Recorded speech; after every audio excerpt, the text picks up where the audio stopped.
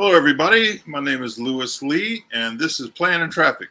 And we do this every Thursday night, 9 o'clock Eastern Time, live.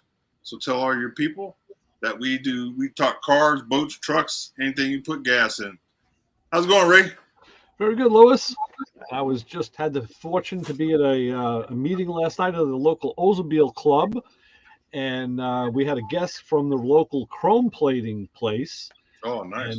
And a couple of the guys from the county and the town were there, and they were talking to me, and I was telling them about they were talking about the radio show, and I said, yeah, I do another show on Thursday nights too.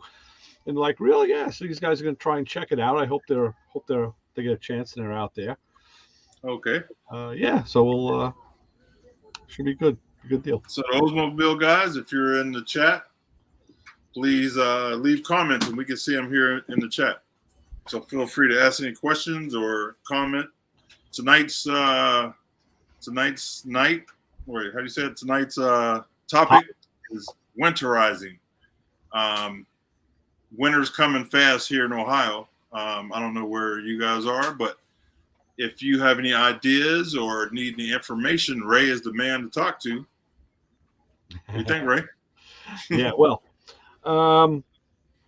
yeah, winter happens everywhere. And we were talking about that. And on the way back home, I was with a couple of buddies I brought with me. And I said, I'm choosing to, like I've done in the last few years, I'm not laying cars up for the winters per se.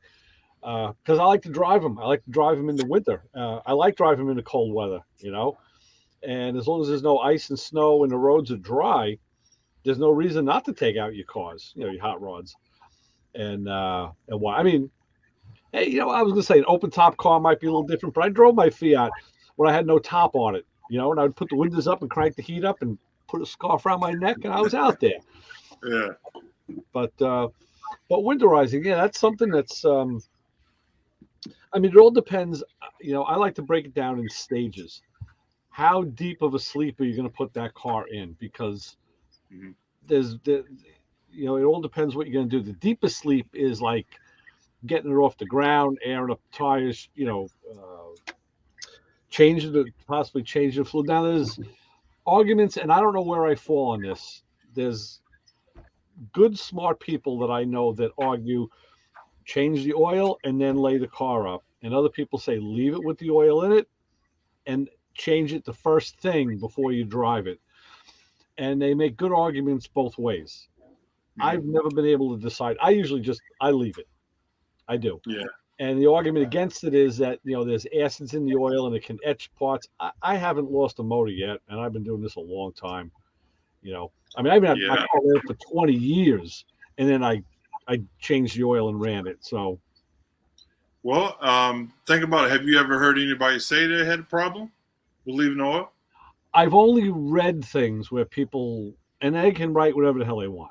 They can write something just because they feel like writing it. So no, I don't know anybody personally who's had a problem like that. And I've worked on a lot of cars that were laid up for a long time, and had to get through some really cruddy problems. Now, mostly it's fuel systems. That's the first thing you look at. You don't even try to start a car that's been parked. You use a supplementary fuel system, a little, a gas can or something. You don't even try to go through the tank until you know what shape it's in, and it's probably bad. Yeah. The other thing I say is brake fluid. I'm a big fan of that. I'm a big fan of flushing the brake fluid. I had that out with a couple of guys who are professionals, and they don't do it. And I was like, you guys are in the business. You should know better. And just the other day, I was just outside working on my wife's car, which is all down again with a problem. But I said, hey, you know what? It's been a while since I did this. So I took the cap off the master, sucked the fluid out, replaced it with fresh. I believe that depending on the size of the master cylinder reservoir, you're changing between 70 and 85% of the fluid just by doing that. Yeah. Depending on the car, and you do that a couple times a year. You got a quart of brake fluid. You just do it a couple times a year. It's it costs you like $10. Yeah. And keep your system clean. Yeah, I was explaining to somebody the other day who is a professional about I said, here's a question, and I'll pose it to you. We've all seen cars that haven't had brake fluid changed in a long time. If you have a plastic master, you can see it getting darker as the years go by. So now you open it up, and the stuff looks like black coffee, right? Or sometimes a deep brown. So the question is, how did it get that color? It came out of the bottle amber, nice and amber clear, and it's in a sealed system. It's in a sealed system. So Right. how did it change color? And the answer that I believe to be true, because the research I've done, is brake hoses degrade from the inside, and that rubber actually does enter the brake fluid, and that's the big part of where the darkness comes from. You also have copper, and you have other a couple other chemicals in the brake fluid that help the discoloration. Sometimes the copper washer that can degrade a little bit, and the lines themselves sometimes degrade. So that's where that black comes from. It's actually the rubber. That makes sense. I never thought about it. Yeah, I never did too until one day. I read a couple of really good brake articles, and they kind of laid it out. So you can get a litmus paper test kit. I don't have one here. I have one in the garage. It's literally like checking your pool, for pool chemicals. You put this thing in the brake fluid, you take it out, you let it sit, and after 15, 20 seconds, you just read it against the chart on the side of the bottle, and it tells you the percentage of badness that the fluid has in it, and pretty much based on what chemicals are found in that fluid. And they came out with them actually for shops to show customers. Say, you need a brake fluid change. What? My brake fluid's fine. Let's test it. Now you show somebody, you test it, and you can show them that it's bad, and maybe you change their mind. There's another tool called a hygrometer. I have one in the other room. It looks like a little telescope, a monocle, and it's got a flat plate on it. You lift the little lid and you put a couple drops of brake fluid, and you close it and you hold it up to the light, and it'll show you on a scale how good it is. And you can also check. Well, there's two of them. The one I have does. Let me think now. I think it does brake fluid and battery acid. It's like a weird combination. And the other one is, it may be the one I have. It may be for coolant and battery acid. The other one is just for brake fluid. Yeah. Mm-hmm. Huh. So that's like the next step up. That's the scientific way of doing it. But I've shown that to people too and said, here, look at the scale. It's not going to lie to you. It's right there. So yeah, that should be done, I think, as part of a regular car's maintenance. But certainly if you want to lay it up, because brake fluid is hygroscopic, meaning it absorbs moisture. Yeah. Moisture. Only time I ever change my brake fluid, is when I have a leak. Well, that's the other thing I like to tell people. I say, brake fluid is like blood in your body in more ways than one. You could say, brake fluid goes through the lines in the car, it makes it stop. Blood goes through your veins and makes everything work and helps oxygen and the whole thing. So they're similar that way, but they're also similar in that they're both in a sealed system. And if you ever see it outside of the sealed system, you got trouble. Yeah. I never thought about it, but I probably should. Once I get on the road, my tow vehicle, I'll probably do stuff like that on that, because I want to avoid any breakdowns if possible. Absolutely. Yeah.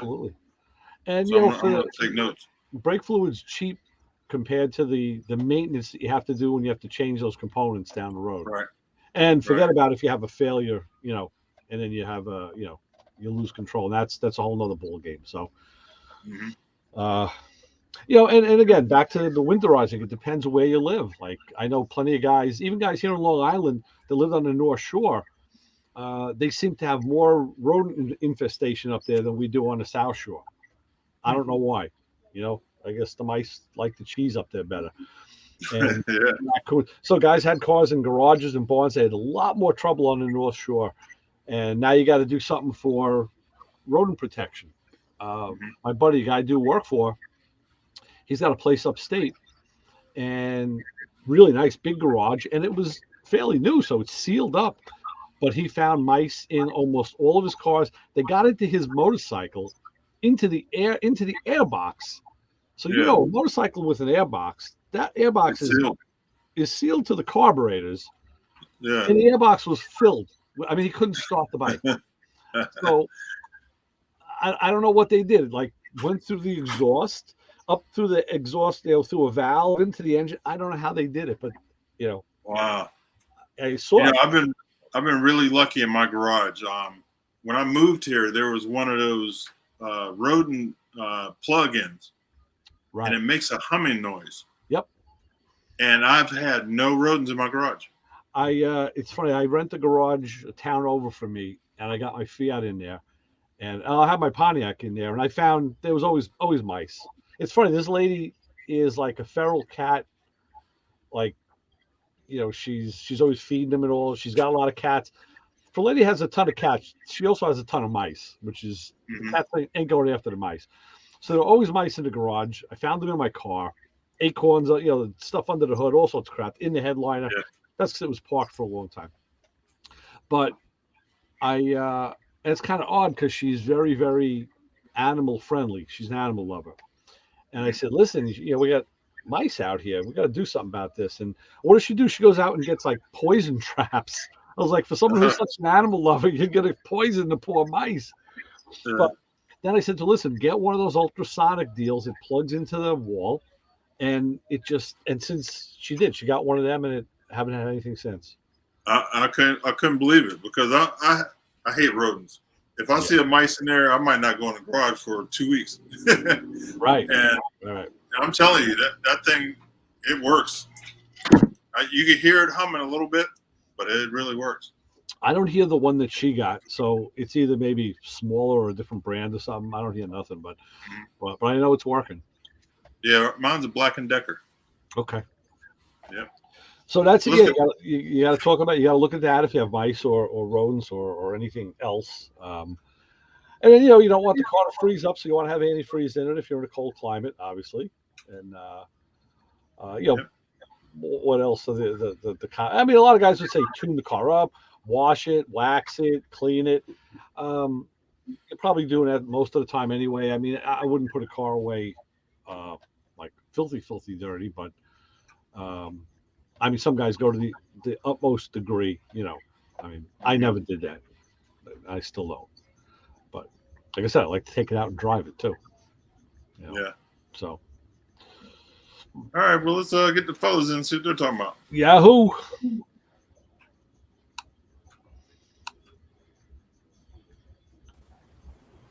Hey guys, how y'all doing?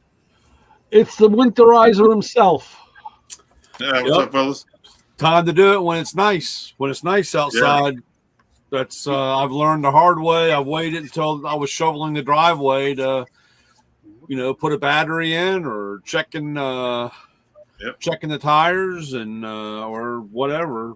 And that's hard to do because it's nice out, so you don't want to you still want to use it. So yeah.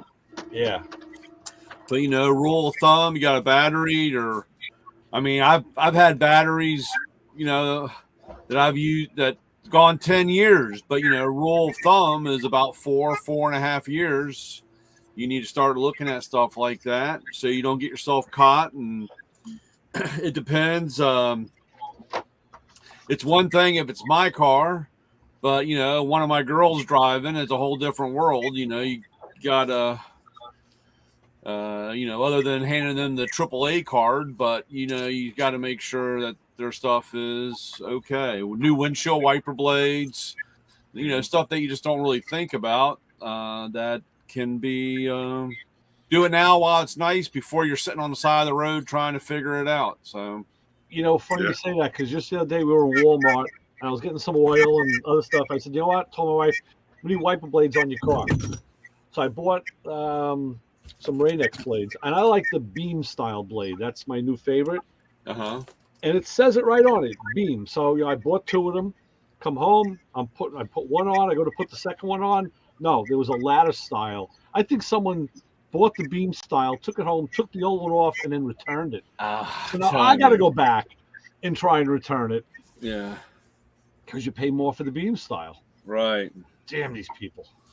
Yeah, tell me about it. That happened to me, and not automotive wise, but paint. Went to Home Depot, bought a gallon of paint, came home, opened it up, and it was filled with water. Oh no! Wow. And so I put the lid back on, went up, and said, "Hey, this thing's filled with water." And they said, "Why did you do that?" And I was like, "All right." I said, "Well, let's restart this conversation and let me just let you know that if I don't get a new thing of paint, this place will become a car wash. So we're going to restart this conversation, you know." Wow. And but it was funny because I guess it was like 2 weeks later, I was in the same Home Depot, you know, the local Home Depot for me. And I walked in there. I try to go early in the mornings just because there's less people. Oh, and you don't have the normal hairy homeowners. You got professionals in there. They go in, they get their stuff, and they're out. You know, you don't have a lot of walking around in circles and crashing carts and everything. But right. So the manager was there, and they had a table, and we're talking a table spread, you know, like about 8 feet long, with all these containers open that were filled with water. Oh, really? I guess after I went in and I guess they started looking or had other people come back, but they were trying to figure out how they can inspect people returning stuff or, you know, putting whatever they were doing. But I thought that was quite amazing on how many. I was like, oh, Lord, look at that. I mean, I guess all they got to do really is just open the can, you know? Yeah. Well, I mean, I know, but you're asking somebody that that doesn't know anything or what, you know, I mean, it's like me having a few guys that don't even know what a screwdriver is. You know what I'm saying? Working on cars, you know? So you figure you can have somebody just because you say it's paint, they don't know. Right. You know, they're that far. That was kind of funny one time. Same Home Depot, and like I said, I hate picking on. I don't mean to be picking on Home Depot, but I went in. When I was building one of my sheds, went and got lumber and went up, paid with cash, and I laid the bills out, and it was, I don't know, $1,200 and stuff, and hundreds, you know. And the lady reached in her pocket and pulled out, instead of her counterfeit pen, she pulled out a Sharpie. Uh-huh. And she ran it across, and of course it turned black, and the look on her face was like, yeah, hold on 1 minute, you know. And she like walked over and got the manager and told him, and he comes over and he's like, "You got any other way of paying for that?" And I said, "Yeah, I just gave you money." And they said, "Well, I said, "No, she's got a Sharpie. It wasn't a counterfeit. It was a Sharpie." And he's chewing me out about, like, he's calling the cops. really? I better leave. You know, you find another way to pay for this. You know, the whole 9 yards. And the whole time I'm saying she had a Sharpie. So he turned around and looked, and sure enough, she pulls out a Sharpie. And I said, no wonder it turned black, you know. So I didn't really want to get her in trouble, but then he chewed her ass out, and I said, "Hey, can I have my change and let me get the hell out of here?" So that's crazy. Yeah. So, but you know, like I said, it's just even if you're not a mechanic or a person of it, even just looking around, and if you see something that doesn't look right or something wet, you know, something leaking. At least it's just general looking over, and you know, you get some kind of idea. You know, you kind of hit it. Chris had been saying this for years, and I adopted it. It's the one thing I've actually adopted that he says. Besides, no, we're not taking your phone call. It's you know, when you're under the car doing something, an oil change. Perfect example: doing an oil change. You look for something wet, something shiny, or something like, you know, hanging, something out of place. I can't tell you how many times I found nails and tires just by looking up. Yeah. And, you know, screws and tires, or you see something, shiny, meaning, maybe something's either glistening because it's wet or something was rubbing. Obviously something wet, an oil leak or, some kind of a fluid leak that is on the bottom. You don't see it on top. Yeah. I just had to climb under the car tonight. It was funny. We had to drop a car off the train station for my daughter to come home. And it was the Mazda, the Beater that we have. And I just used it a little while ago and the car was fine. And now I'm following my wife to the train station, and I said, damn, that Mazda sounds like the exhaust is a little loud all of a sudden. I just hear a little bit of a something. And it was funny because a few years ago, the exhaust system broke. And instead of replacing it, because again, it's a Beater, and I never knew how long I was going to keep the car, I had a guy repair it for me. And it was like a $300 repair. I probably could have bought an exhaust system. Yeah. So now we're sitting in the kitchen, and my wife says, "Oh, Jenny's home." I heard a car outside. I'm like, "Man, that's loud." So I go to the front and I see the Mazda backing up. I'm like, "Okay, there's an exhaust leak. Something happened." Mm-hmm. So I get my flashlight now, go outside, I roll into the car, and I'm looking, and everything looks fine. So I went back in the house, got the keys, started it, and I heard it. It's in the front, under the hood. So I open the hood, I'm looking, and I can't see anything that's a problem.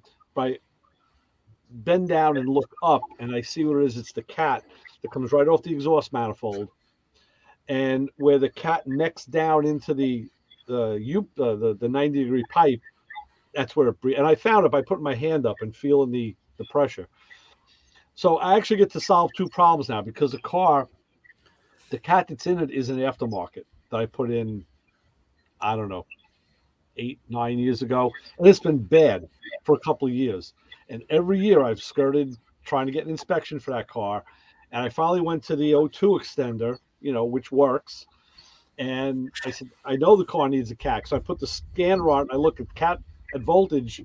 O2 voltage is 0, so that means it's not reading anything. So now I get to solve two problems in one, because I got to change the cat again. So I'll actually put a cat in that works, maybe, and fix the exhaust leak. Does that have a flex pipe? Does it have a little flex pipe in between? It has a cast iron 90-degree pipe that comes down. But after the cat, is there? Yeah. And there's not a flex pipe. There's no flex pipe or anything? No. Huh. No. It's a 90-degree. I know, because I had to change that 90-degree pipe because the studs went bad. I got one from a company called Bosal. They sell a lot of exhaust stuff. Kind of an odd design, but in that car, that's what they did. So. Well, that's good. That's all bolt-on. That's no welding. Actually, I'll tell you the truth. When I did the cat, it's only a 4-cylinder, but the cat, it's got to be maybe I'm going to say it's about a coffee can, 10-inch diameter, maybe 9-10 inch. They're pretty big, and there's got to be about, if I remember correctly, I don't know, 12 studs around the perimeter. So I took the old one off, and then of course the old one had if I remember correctly, I know there was a really thin stainless gasket.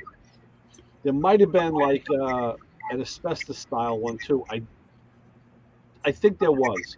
Yeah. Again, I did this like 10 years ago, because I went to put it over the new one, and the new cat, instead of studs, they took bolts and welded the bolts around. I said, okay, maybe the right size thread.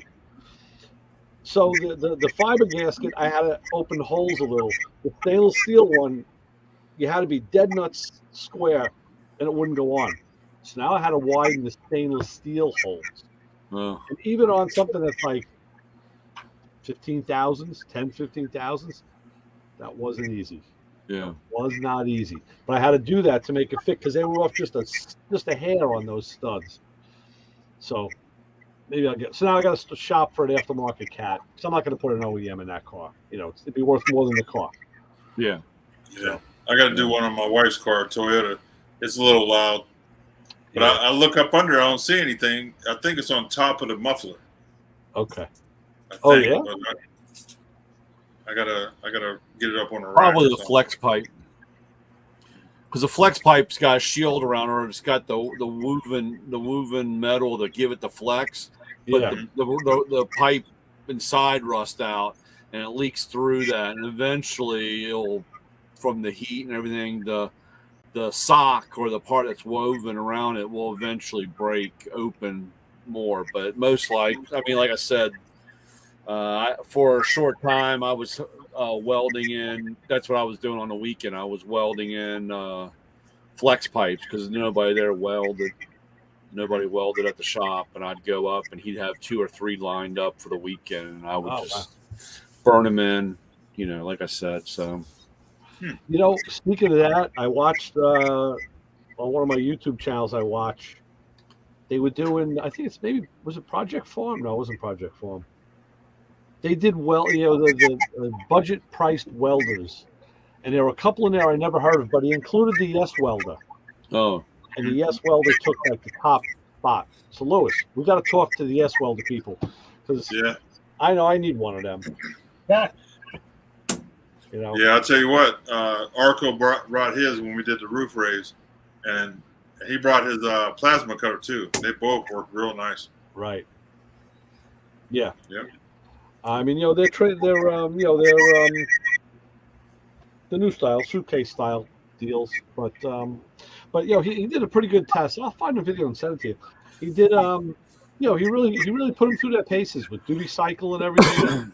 really ran them through from the heaviest gauge they were rated for to the thinnest gauge they were rated for, and really did a comprehensive test. We've talked about this so many times with those welders, and even a lot of the, I don't want to call them cheap welders, but inexpensive ones or whatever. The biggest problem or the majority of the issue is always what you're plugging it into.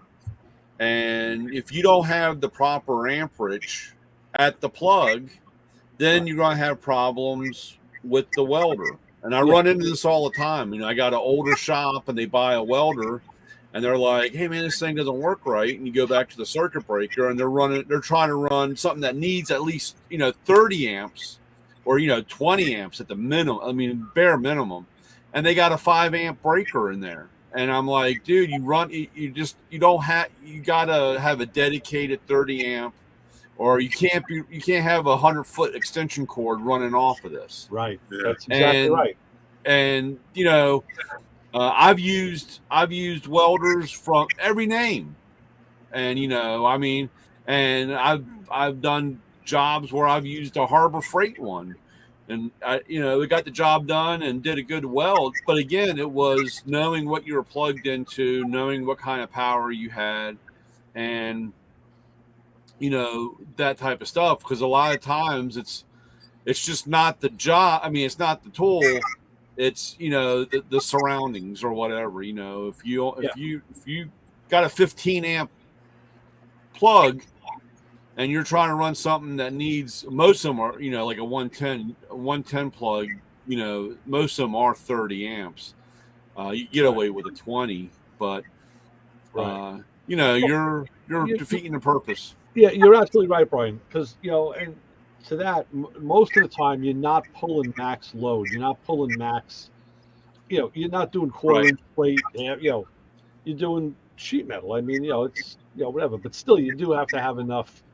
And like I said, people don't realize the length of your extension cord becomes a resistor. Yeah. It actually becomes a heated resistor. Yeah.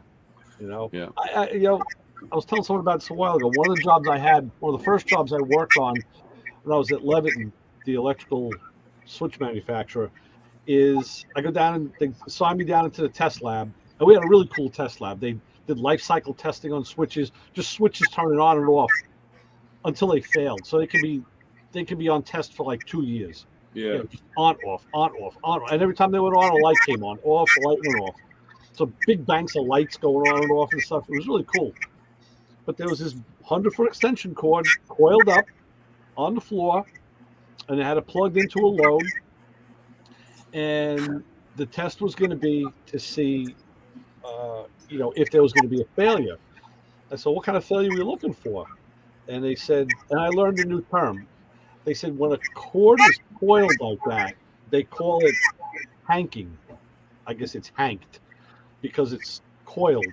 And the claim was that there'd be a lot more resistance generated or created with the coiled cord than with a stretched out cord. And since I was up in the metallurgy area, we had a an infrared camera, so I was able to go down there and shoot infrared video of this thing. We used to shoot the secretaries too when they walked by, so that was kind of so. But shoot the video, and we proved that there were hot spots. This thing was running a lot hotter. I mean, and I don't think they ran it to the point of failure. They ran it to the point of proving that you shouldn't use a cord under heavy load conditions with it coiled up. It was unsafe. Yeah. So even just something like that. But the length also. Yeah. Yeah. Well, like I said, it's funny. Or if you go look at your extension cord and you wonder why it's kind of like a curly fry, I mean, you've been pulling a lot of amperage through that, right. Or and you got to watch it. That's one of the problems with block heaters on trucks, okay. and not even big trucks. But I'm just saying, if you have a diesel and you have a extension cord, running out there, plugging up into your block heater, you'll notice, especially that's a sign that the heater's getting ready to go bad because it's pulling so much amperage that it's starting to cook that extension cord. So it's one of those things that if you're just paying, I mean, I don't have to say really paying attention, but if you notice something changes, there's something that's going to happen down the road. You can prevent, the car catching on fire, the house, right, or the cord or whatever. These are right. Things just kind of, I get sometimes they say, man, you notice everything. It's not that I notice everything. It's just that I looked at everything. Right. It's, you can't see it if you don't look. Yeah. Right. I mean, if you, again, I don't take this that way, but you don't have to be a rocket scientist. But if you bought an extension cord and it laid out flat, and now you have the extension cord and it's kind of curled up, I would say, hey, there's something wrong here. I mean, it doesn't, so, but those are things, like I said, you need to look out for. Yeah. And watch. But it'd be interesting if we can get those guys, like I said, with the welder. I love my plasma cutter. I mean, where did it go? It's all the way up there in the corner. See, the suitcase looking. But that was one of those things that I bought that I said I may never really use it that much, but I use it. Just like that inductor, the heat inductor for taking bolts off. That's a lifesaver. Man, I'm buying a shoulder holster with that so I can walk around with that. That's I love the inductor. Inductor. And I just saw a new video by them. They just came out with another new one. Oh yeah. They're always improving their line. That tool in a shop is priceless. Yeah, I you try to sell, you sell it, and I tell you, once they buy it, though, dude, I don't know what I did with it. I just got a new set of coils for mine.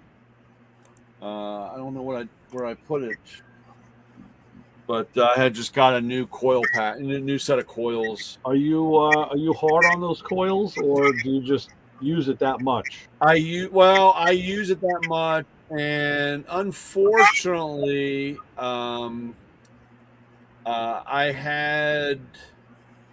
I didn't have the right size coil for a job that I was doing. Yeah. And I kind of had to reshape. But they say you can do that. I mean, they have no problem with you pulling the coils apart. Yeah. Or taking them and bending them different ways. They actually recommend that. Well, it got kind of I don't even know what I did with that one. It kind of got cooked. Or when they turn black, when they really turn black, they're cooked. Yeah, and it was actually what happened was it was too big of a bolt, and I didn't have the next size up, and I tried to stretch it out. And I do know from other people that have had one, because I'll walk in and they say, hey, this thing didn't work right, or it didn't heat up, because you got to have, at least 2 revolutions or 2 things around it for that magnetic field. Just one of them, it really takes a long time for it, because it's kind of like almost like that extension coiled up, when to check the heat, because it makes like a magnetic field or whatever, And the other thing is, you want to actually have like an air gap around between the coil and the right. bike. And this one was too big, and I tried to stretch it out and get it. I had to actually do that the second time. The first one because once it got red, it caught the thing on fire. Oh, geez, yeah. The protective piece, that goes around. And after that, it kind of got down and dirty after that. So I had to do what I had to do to get the job done. And then I said, well, I'll just buy new. I got new. I bought the. They sell a couple different sets. I bought the bigger coils. Even though I may never use the real big one, I just bought the whole thing. I just figured. What the? Sounds like air. He's grinding coffee beans. Or that could be coffee beans. I wanted to stop and get coffee on the way home, but I didn't have any running lights on the tool truck. So my iced coffee with Kahlua. Yeah, I wanted to get coffee, but I didn't have any. Afternoon. Didn't have any running lights on the tool truck coming home. So I got to go out with my little test light and figure it out. Yeah. Where are you going to start the diagnostics? Well, I got actually some time ago, the daylight running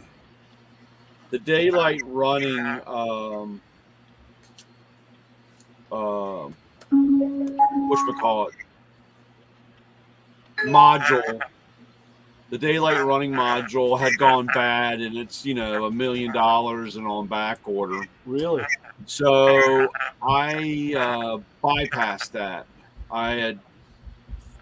They didn't have a wiring diagram, but I just tracked down and traced the wires, and so that's where I'm going to start. Where I touched. Right. That was about 3 years ago, and I'll check there to see if the power. If everything's going there, and then after that, I'll just start checking the actual running light. Each there's a couple of junctions on the truck where it's harnessed together, and I'll just check those areas. Right. I usually check with that first, and it's fairly simple because I just put a toggle switch into a relay, jumping, with the fuse, and I checked the fuse. The fuse was good. The switch works. I checked the switch, and so the next thing is where I bypass the module, or the daytime running. Right. So it shouldn't really be that difficult, but we'll see how that goes. Yeah. So, and if that doesn't work, I've got 125 feet, and I'll just string up Christmas lights. Right. Well, I was going to say, so, we're going to ask what else you guys, any other winterizing threads, but your pumpkin smash thing looks pretty interesting too that you're doing. Smash My Pumpkins. Yeah. Yeah, I start that not this not next week, the week after. I'll start that, and I'll run that for a month. And now you can't put anything. Oh wait, those Are those plastic pumpkins that you have? Those are glass. They're glass. They're well, they're just all they were. Actually, where did the picture go?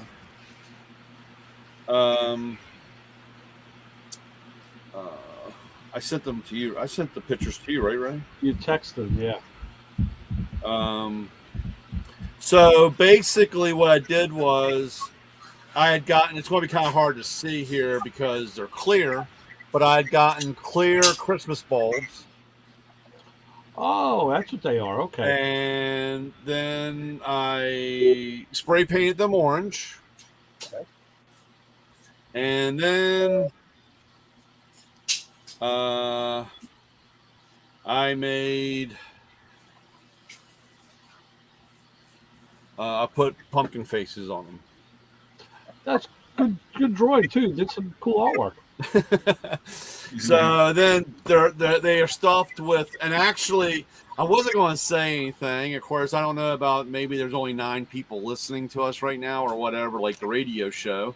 Yeah. But going along the line, so I stuffed them with prizes, and it's anywhere from beanies to T-shirts. I got a few hoodies in there, and I got my new thing are dime bags. Yeah. Okay. Okay, so I got a short and a long. Should be selling weed. Yeah. I know. Well, it's a short and long 10mm socket. Dime bag Daryl. So I got dime bags in there also as prizes, and Nice.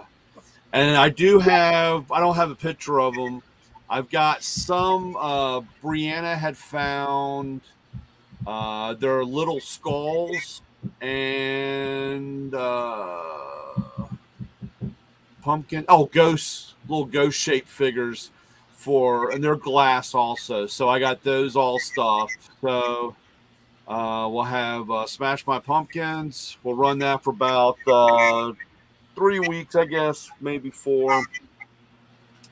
Take 2 weeks off, and then we'll get ready for Bust My Balls for Christmas. So now, how does that work? When someone makes a payment, they get a pumpkin? Yeah, I want. Well, yeah, it's going to be make a $50 payment. You get to pick a bulb or a purchase over $100. What's the average weekly payment that guys choose to make? Well, my average the average payment in general is around $30. Wow, really? Yeah. Man, I was making payments bigger than that back in the day. Yeah. Now, but my average payment, the average payment, I'm at like $72. Yeah. Is the average payment. The average, okay. Okay, but I mean, most guys are around, and of course, it's like I said, when you have a shop owner, like I had a shop owner today, he bought our new Impact, our new 1/2-inch Impact, the Rex. Yeah. Yeah. And he paid for it in full. That's why that average goes up. Oh wow, yeah. Well, you pay for something like that in full. Yeah, that's a big check. Yeah. So that's why my average is fairly high. Yeah. Compared, but generally most guys are around the $30 mark. Wow.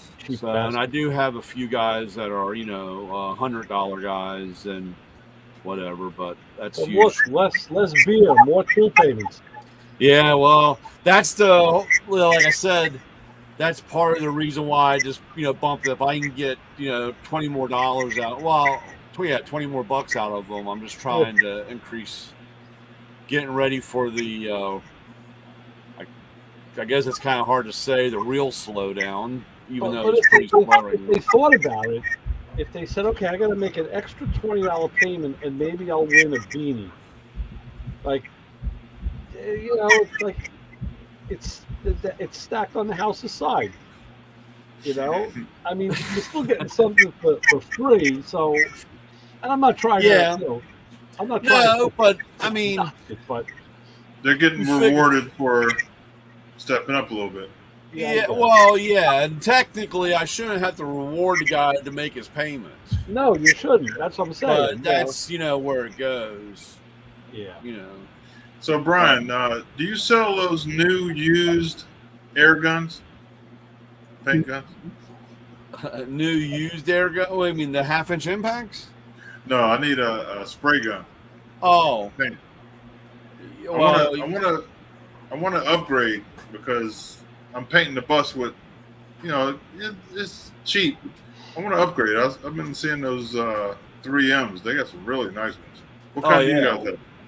That's those things are expensive. I hate selling paint guns. Because I don't know a lot about them, and guys, some of my guys don't even know anything about it, but they think again that they have to buy the most expensive one to do the job, and like $400, like I said, man. I don't know a lot. Then I go in there and find out they're using it as a primer gun. You know what I'm saying? And I said, Yeah. man, you spent $800 for a gun that I don't think it was really meant for primer. You know what I'm saying? Yeah. So, I don't know what it's called. It's that filling primer. It's pretty thick stuff. So, but again, like I said, I don't know. I don't have any new used ones, Lewis. Okay. Like you said. Or if you ever get any new used ones, let me know. New used ones. The ones that fall off the truck. Yeah. What's up, Coach? Hey guys, I passed the test today. Oh, great! Good job. Congratulations. Yeah, last couple days I was in a panic. In a panic? Why? You had it, man. Yeah. Well, because it's been 20 years since I've had to do math. School math. Like, did you learn that new math? Yeah, learn that new math. No. But no, I had to I guess the minimum score was a 459. I scored a 475. The proctor that gave the test said she hasn't had anybody score over 470. And when I told my wife, she was saying that when she looked up the range of the test, I guess 420 is the lowest and 476 is the regular highest out of 480. Oh wow! Nice. So did you get your driver's license now, Coach? Yeah. Good. But yeah, no, last night I was stressing. My wife got out of work early, and she's like, "I'm here to help you." And I went and bought a book that it's by that girl from the Wonder Years, Danica McKellar, and it's called Math Doesn't Suck. It's actually a really good book. It really simplifies stuff, but she was looking at it. She had me look at a few things, but then on one of the practice sheets that I did from when I got the packet to review, it had a parallelogram, and it had how to get the area of a parallelogram, and you break it down into triangles. And my wife got stuck on triangles, and it was triangle this, triangle that. I'm like, there's 3 parts of the test. There's reading and writing also. I'm like, and I've had enough. I'm like, there's probably not even going to be a triangle on the test, which there wasn't. And wow. Yeah, I was so wound tight last night, freaking out and everything. But no, the test went good. The lady that handled it, she was pretty easygoing. It set the atmosphere, was pretty comfortable. But was that in person? Yeah, I had to go down to the district and meet with the. She's a part of Human Resources, and get prepared, take the test, pay for the test, and then tomorrow I got the results. I came home, I emailed the principal, and tomorrow morning I have a interview. So now this was a test for the job that you applied for, right? Correct. Okay, good. So Nice. And more so, I pretty much have the job. The interview is more so the formalities, I guess. Right. Good. Good. So, Well, it's good to know we know somebody smart. Yeah. well, I don't know how smart I am, but I'm a smart ass. We're all that. But yeah, no, I'm excited because it'll be working with it's a behavioral monitor position, but it'll be working within the in-school suspension room, and it gives me an opportunity to try to work with these kids. It's a lot of what I'm doing in the coaching realm, but it's an opportunity to try to work with these kids and set them straight, and try to help keep them out of trouble. So it's right down, and that's where the principal and the vice principal, they're real happy that I went for it, because I basically do it every day. Yeah. So That's great. Very cool. Yeah. Hey, I need some help with my levelers on this bus. I thought you were going to ask Isaac how he winterizes his cars. As not, you see, I'm Oh, on my it's very roller chair. easy. Oh, It's rolling by It's itself, very huh? easy. It's very easy to winterize here. Yeah. You If you don't. want to winterize, you just move to Arizona. You're winterized. Right. Yeah. Good point. Yep. That'll solve a lot of problems. I'm trying to head that way. So you have levelizer problems, Louis? What's up? No, I need to put some on this bus because I'm old and I don't want to get out and block the tires every time I want to level the bus. I So don't blame you. I'm gonna look into getting those power ones or air ones. Okay. I don't know. I'm trying to make them myself first Yeah, yeah. Well, because you don't need a lot. It don't pick up a lot of weight. It just pushes the vehicle a little bit. You know what I mean? right, right. So I'm gonna try to do some finagling. So I'll show you a couple tools here. This guy looks like a flute, right? Yeah. But this is the refractometer, and this does antifreeze and battery electrolyte. So what you do is you lift this piece here, that's the viewing lens, and you put a drop of fluid on here. You have to hold this level, and then you close it. There's actually a Fresnel lens on there with the scale, and you close it and you look through the eyepiece and you can focus it, and that's how you see on the scale the health of the fluid that you're checking. And I think it's kind of odd that it's antifreeze and battery acid, but That's pretty slick. so that's the scientific tool. And then I picked this up a while ago. I saw it in the Motor magazine. It's also a refractometer, but this one is for brake fluid. And all you got to do is you put the sample in the little test well, and then it'll give you a readout. And there's a scale. You look at the chart, and it'll tell you what's it'll tell you the health of the brake fluid. So again, you could use this, have it in your pocket, and go out and check somebody's car and show them, it's bad, it's good. So there are tools to do that with if people don't believe you. How much is something like that, though? Good question. I've had both of these for a number of years, so they're not new. I was gonna say I've never seen them in the stores. No, I've not. You either. probably won't see them in a store.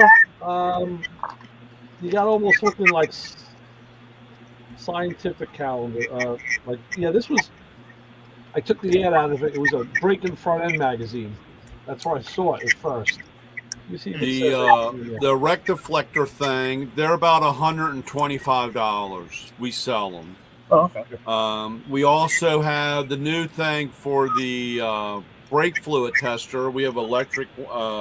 It's a battery powered digital one. It basically looks like a pen, and you stick the two probes in the fluid, and it'll come up red, green, or yellow. And That's red is replaced. Yellow means you're getting there. Green is good.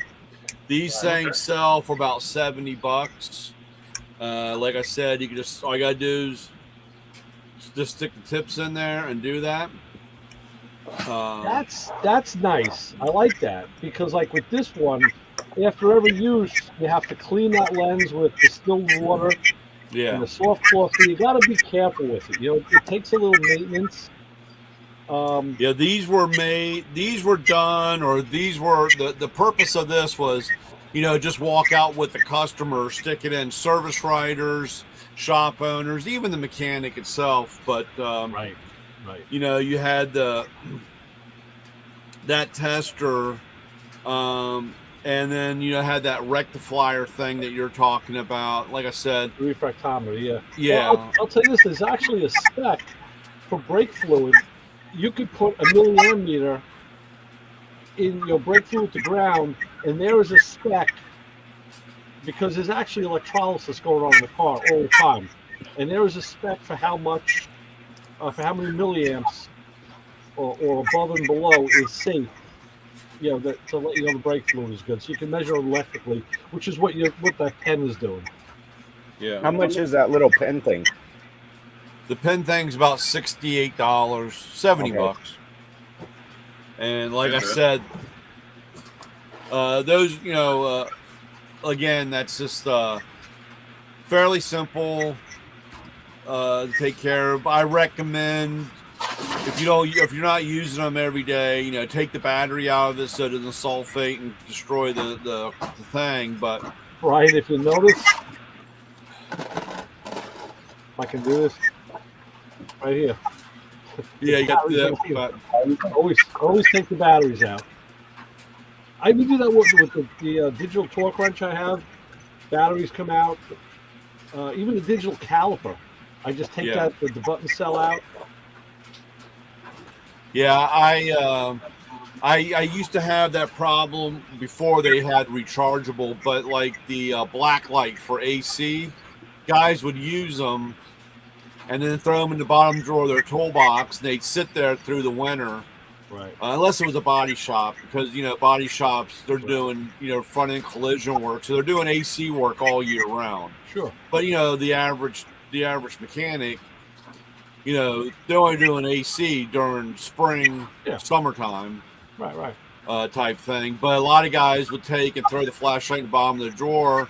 It'd sit there for 6, 7, 8 months or whatever. And if they had already batteries on the go, then they had all that corrosion and all that stuff. And I always tell them, just take it out, and that way you don't destroy the flashlight.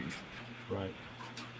So if I order one of those from you, you'll drive it right down, right? You'll deliver it. Let's see. I'm in your area on Wednesday. Yeah, that's not a problem. Yeah, I'm in that area on Wednesdays, I think. Yeah. I mean, Ray's always telling you to run on down the freeway, so I figured I'm in there in between somewhere. Yeah, just instead of making a left, instead of making a right, I just make a left and keep going, right? Yeah, make a left at Albuquerque. Yeah. Yeah. So hey, I got a question about Albuquerque. Did they film Breaking Bad there? Probably, I don't know, but Walter White, the house, his house was there. I just watched a video on this the other day, Louis. I can answer that. They were going to originally film it in California. I forget the town. It was a mountain town, so they could have had the mountain, in the desert. Yeah. But the taxes, it was going to cost them so much to film it there. Albuquerque took them in, and they gave them a rebate. They gave them tax rebate. So yes, they did film it in Albuquerque. Most of it, not all of it, but most of it in Albuquerque. A lot of the movies that are in a desert climate are usually New Mexico. Even the westerns.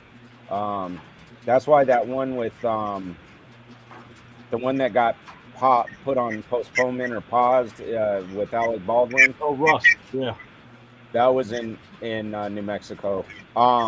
Because the taxes are just insane in California, and then they've raised the taxes to do movies here too. So I guess recently they're trying to restructure it and make it more friendly, and they're trying to jumpstart the movie industry here, because there was a lot of movies, especially westerns, that were filmed in the Tucson area. Way back, but they shot the taxes up, and everything went to New Mexico. And in fact, that movie about the Prescott fire crew that got caught in the fire and passed away, the hot shot crew, it took place in the Prescott Valley, the Prescott area, which is north of Phoenix, but the movie was filmed in New Mexico.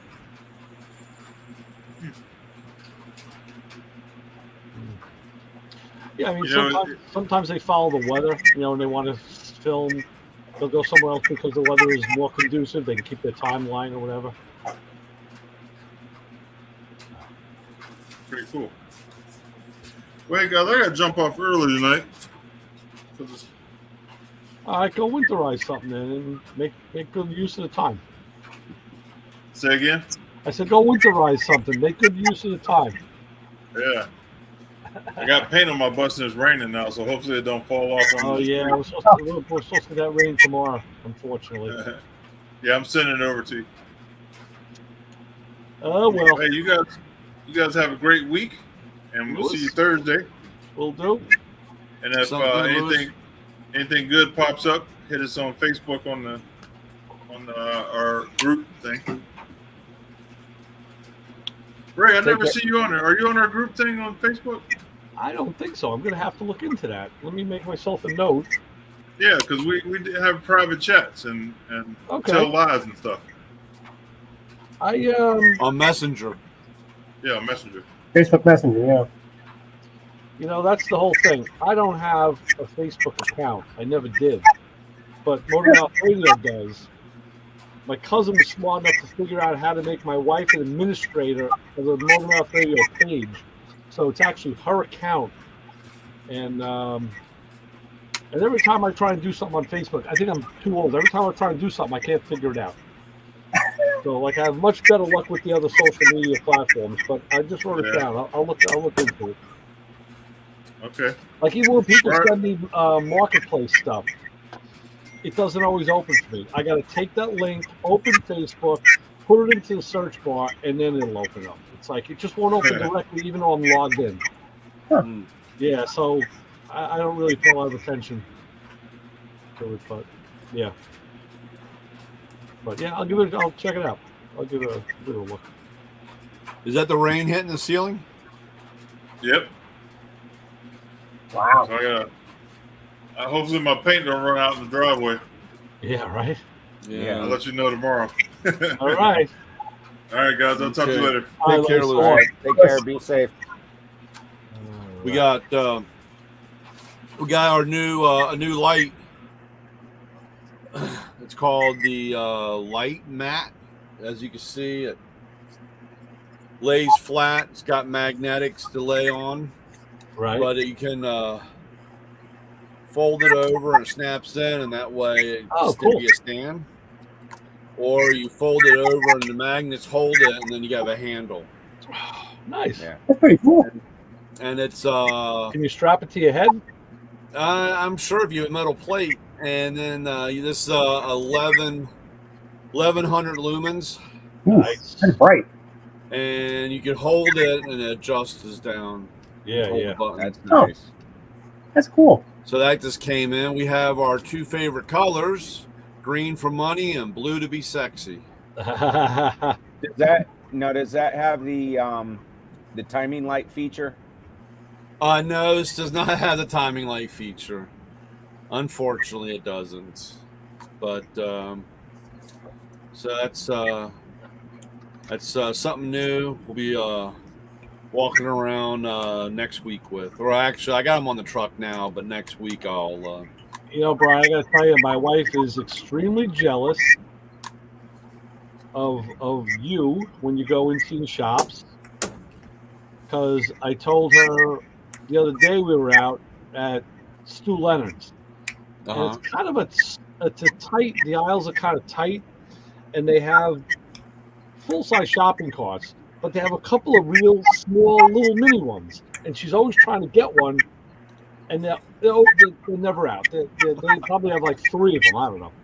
So I told her, I said, hey, I just saw a video. Brian was, getting ready for the week, loading up his cart, going through the shop. I said, and guess what he uses? He uses a small little shopping cart. She's like, God damn it, just get it from him. I need it. I'm like, yeah, right. I got. I said, when I take the drive down there, I'll come back with one. Don't worry. I got a couple of them. Do you? Yeah. Now we know where they all went. Yeah, well,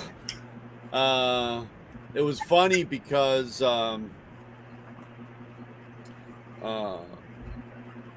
don't know. I can't remember how the conversation started, but when my mom and dad would go grocery shopping and they would come home, for it would, when they were doing it, it was it wasn't just a 5-minute thing. It was just a whole ordeal of bringing everything in, from the car to the house and then into the house and everything like that, Yeah. And my dad was, he had a walker type thing, so he was kind of bound, but he could, as long as he had the shopping cart, he, holding on to that, that was his walker, he'd take off, and go. So, right. I had a little, one of those smaller shopping carts on the tool truck one time, and I stopped by and was watching them, and I was like this, and so I unloaded that, and they had one for a while, because they'd load the shopping cart up, and they can get everything out of the car and then get it into the house, into the house and go from there, Makes sense. So it was just kind of funny. And then, of course, when my dad had gotten to the point where he couldn't do it and I started doing all the shopping for him, they didn't need the shopping cart anymore. But by that time, I had picked another one up, just aimlessly walking, rolling down the street. That's where I found, these shopping carts. It was lost and didn't know where to go anymore. So I've seen tons of shopping carts on the street, but never a small one. Yeah. So, but it was funny. And what gave me the idea was I'd gone into a shop, and for whatever reason, I had I don't know how long, it's, like a city block, but I had the tool truck at one end, and I had walked all the way down all through the shops. And of course, the last shop I went into, the guy was like, hey, I need these those 3/4 inch air guns rebuild. Oh, and I said, how many do you have? And he's like, I got 3 of them. Wow. And I'm like, of course, dumbass me. I'm like, oh yeah, I'll just carry these things back. These things look like jackhammers. You know what I'm saying? Yeah. They're the old style. Yeah. And I'm like struggling up the street trying to carry 3 of these things. And it was funny, as I was walking back up, there was a shopping cart, I guess, from one of the homeless dudes that was sitting there. So I dumped them in there and started walking up the street with the shopping cart. Where you going? That's my Cadillac. And a couple of the guys, when I walked by the shop, they were giving me a hard time about, oh, that's the way, And I said, oh, yeah, I'm trying to save on gas. Instead of driving the tool truck around, I'm pushing the shopping cart. And then right then it was like, well, hell, it's so hard to get everybody out to the truck. Right. I'll just load it up with whatever I'm going to do that day and bring the truck to them. It really was a great idea. I tell you, it's a phenomenal idea. Yeah. And it's an attention getter. I mean, guys, when, especially the dealership, when I roll in with that, I might get, dark cars, for example. There's over 100 techs there. I only get 3 guys to the truck. Really? Because most of the guys either is not going to walk out there, or they say they never need anything. Never need anything. That's but interesting. I load up that shopping cart, and every one of those techs in that shop, there's 6 buildings. Every one in those shops, they all come and they go through those shopping cart. And what business is that? It's one of my automotive. That's my Toyota, Lexus, Volkswagen. Okay, it's a big deal. Dealership. Right? Okay. Yeah, it's a big dealership. Big conglomerate. Yeah. Yeah. There's 6 buildings. You got to start patenting this stuff because just like the 8s and 10s, and then the assortment of tons that Harbor Freight grabbed off you, they started doing it. I mean, everybody's grabbing your ideas. Yeah, I know. I'm a day late and $1 short. Yeah. So maybe I missed it, but with the shopping cart, do you have it decorated like siding on it like a Matco truck? Siding? No.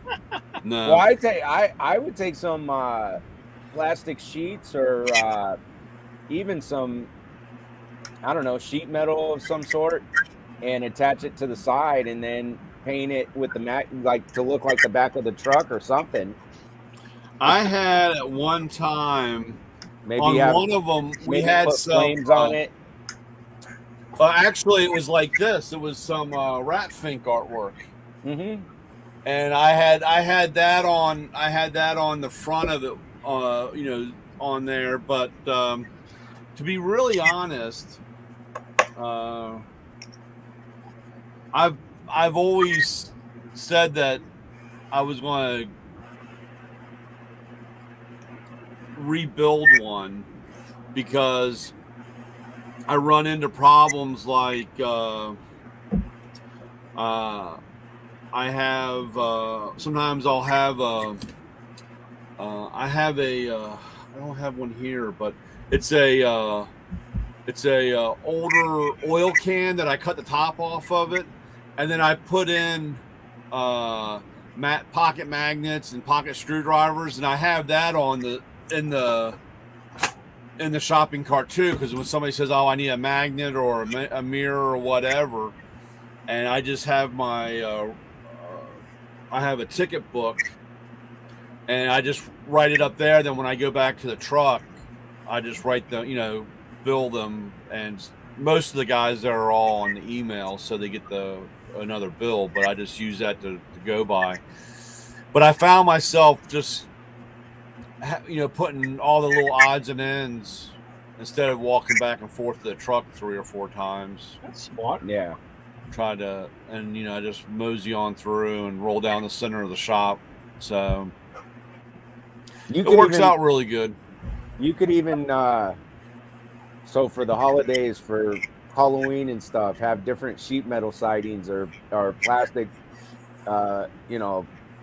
plastic board sidings, and have it painted up with pumpkins with the truck, but like you did pumpkins on the side, and then put drill holes in it, and then you can just use zip ties to attach it to the cart, and then it's easy to snap off and then switch your siding. Yeah, they you got to watch that, Isaac, because you know what the opposite of that is. Huh? You said it. He could what? What did you say he could do with it? Snap it off. Yeah. So what's the opposite? Snap Careful. on. Well, Yeah. careful. Oh, I Watch got out. you. See? I got you. I You're in got you. dangerous territory here. I got you. Don't get too close, because they'll be See, stealing it next. They'll be doing it, and they'll get the credit for it. See, Yeah.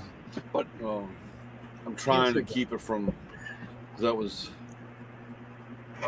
Right. right. See That was my real. I mean, I even do it, and I don't have to do it, but I do it. Put me on a tool truck, and I look for something to buy. It's like I want to buy something because I'm on this tool truck. It's like you don't want to spend necessarily a lot of money or something. You don't want to spend $600, $700, $800, but so what are you doing on a tool truck, right? Yeah, that's. Yeah. Yeah, but you're addicted to tools, Roy. Yeah, I am. I do. I really. Yeah, it's such a great idea. I showed her the picture, Brian. She's like, damn it. She's like, he's got one. We need one. Yeah. All right, guys, time for me to bail. So long, Jim. Take care. Take care. See you next Thursday. All right. And actually, it's funny on this one. I guess from going in and out of the different shops and gotten the wheels, this one, I just realized I don't know if I can't blow it up, but see how the wheel's white and one's black? Yeah. The rubber came off of it. Oh, geez. So I got to put I just realized that by looking at the picture, I'll have to look at that when I go to Harbor Freight and get a set of casters and tack it on. Yeah, well, I got casters. I put Brian's got casters, all right. Well, I figured since I was advertising Snap Off, I'd freight the harbor. Yeah, you might as well get the other guys too. And that's how I get more people ask me how I did that. Turn my tool truck purple. Yeah. And that's the street light was bad. Yeah. Oh yeah. That's a great picture. And a street light. It was funny. I had just gotten fuel and I came around the back of the this is on the back side of the 7-Eleven where the gas station. And I came around and I realized everything had turned purple. And I said, "Oh, this has got to be a great picture." So I stopped right in the middle of the road, got out, and the truck's sitting there, and I zapped a couple pictures and got back in and drove out. And I realized, man, I can't believe how purple. I got to give you credit for having a good eye. That is very good. That's photographically appealing. So, but I guess they were like, "How did you turn your truck purple?" And I was like, "That was just the lights from I was the only street light there, so that's why everything in that area was purple." Nice. So,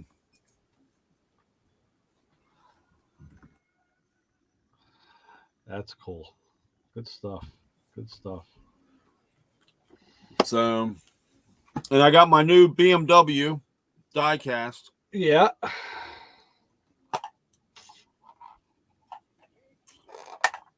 Isaac, they're going to give you mace and handcuffs too? No, I won't be. I'm not outright doing security. That's awesome. It's it's funny. That's a good looking car. At this meeting last night, it's iridescent, and my new buddy Mike got the '67 Chevelle.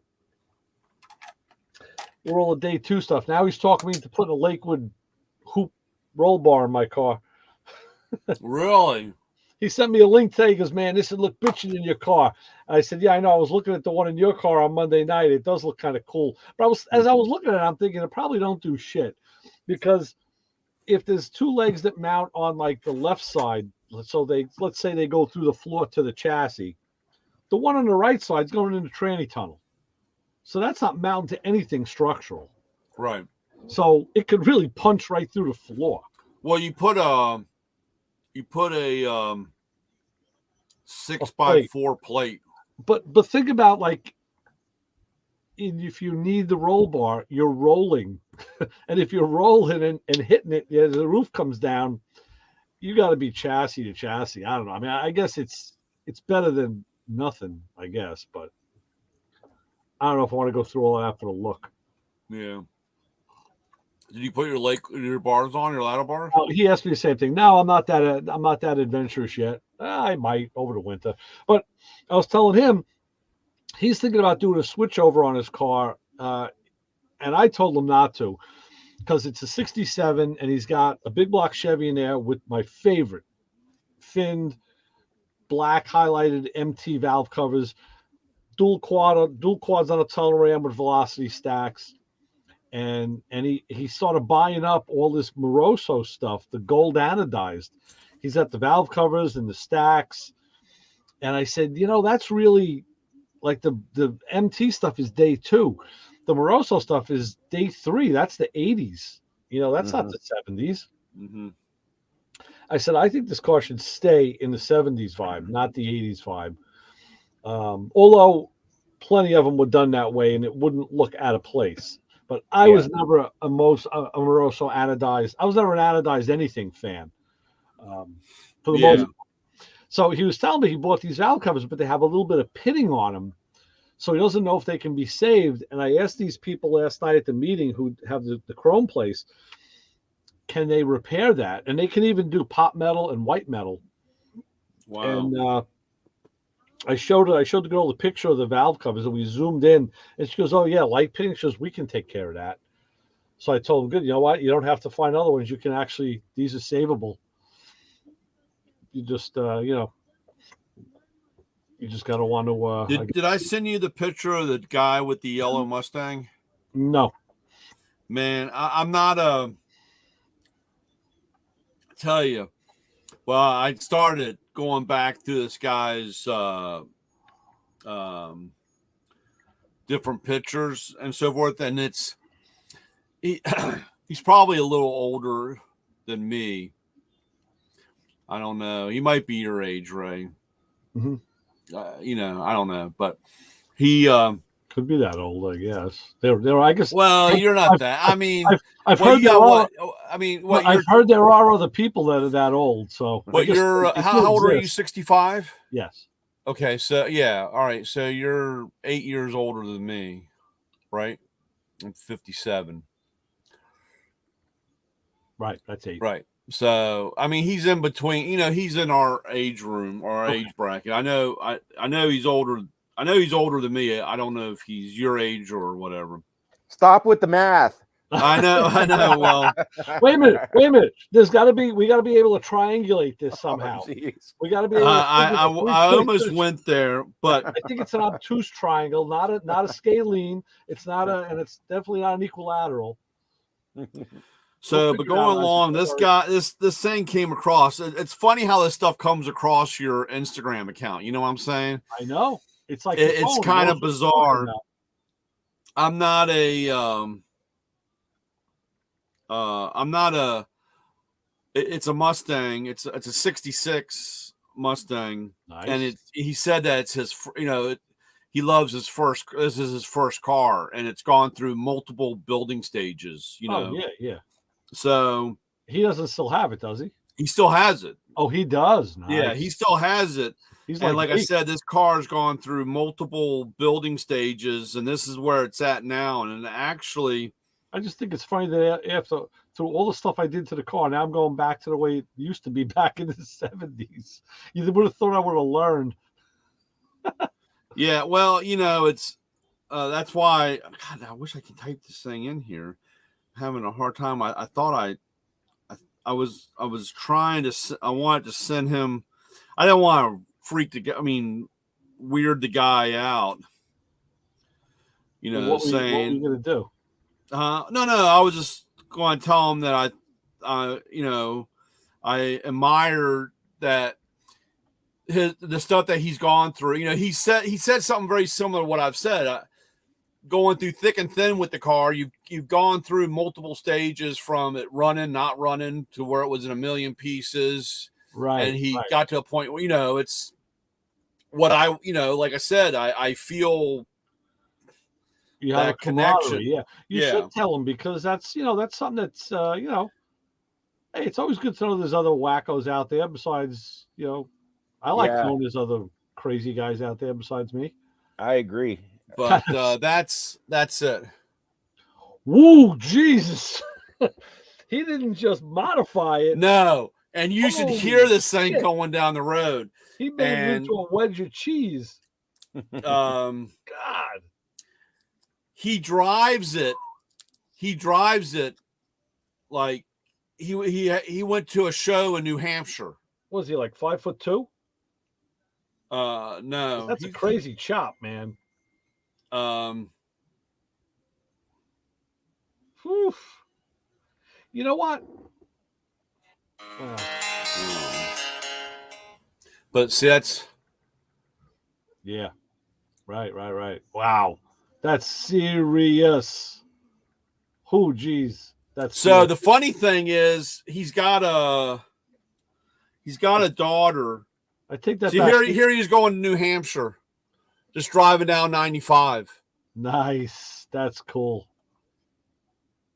I mean, watching this and going through, of course, you don't get the whole story. It's just what they're talking about, but it's fully caged. And he talks about how it's gone through all the changes. His daughter talks about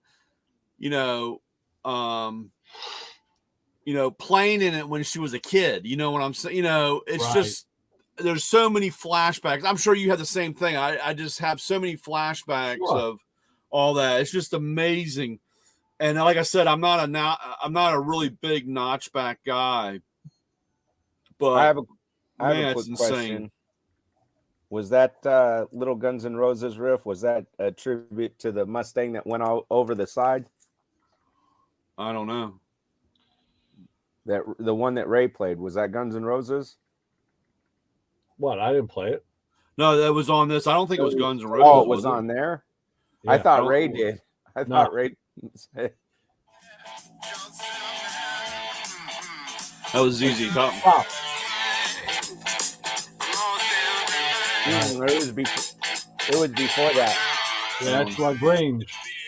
It was just the strum of the guitar. It sounded like See, well, sounded like Don't You Cry. Gee.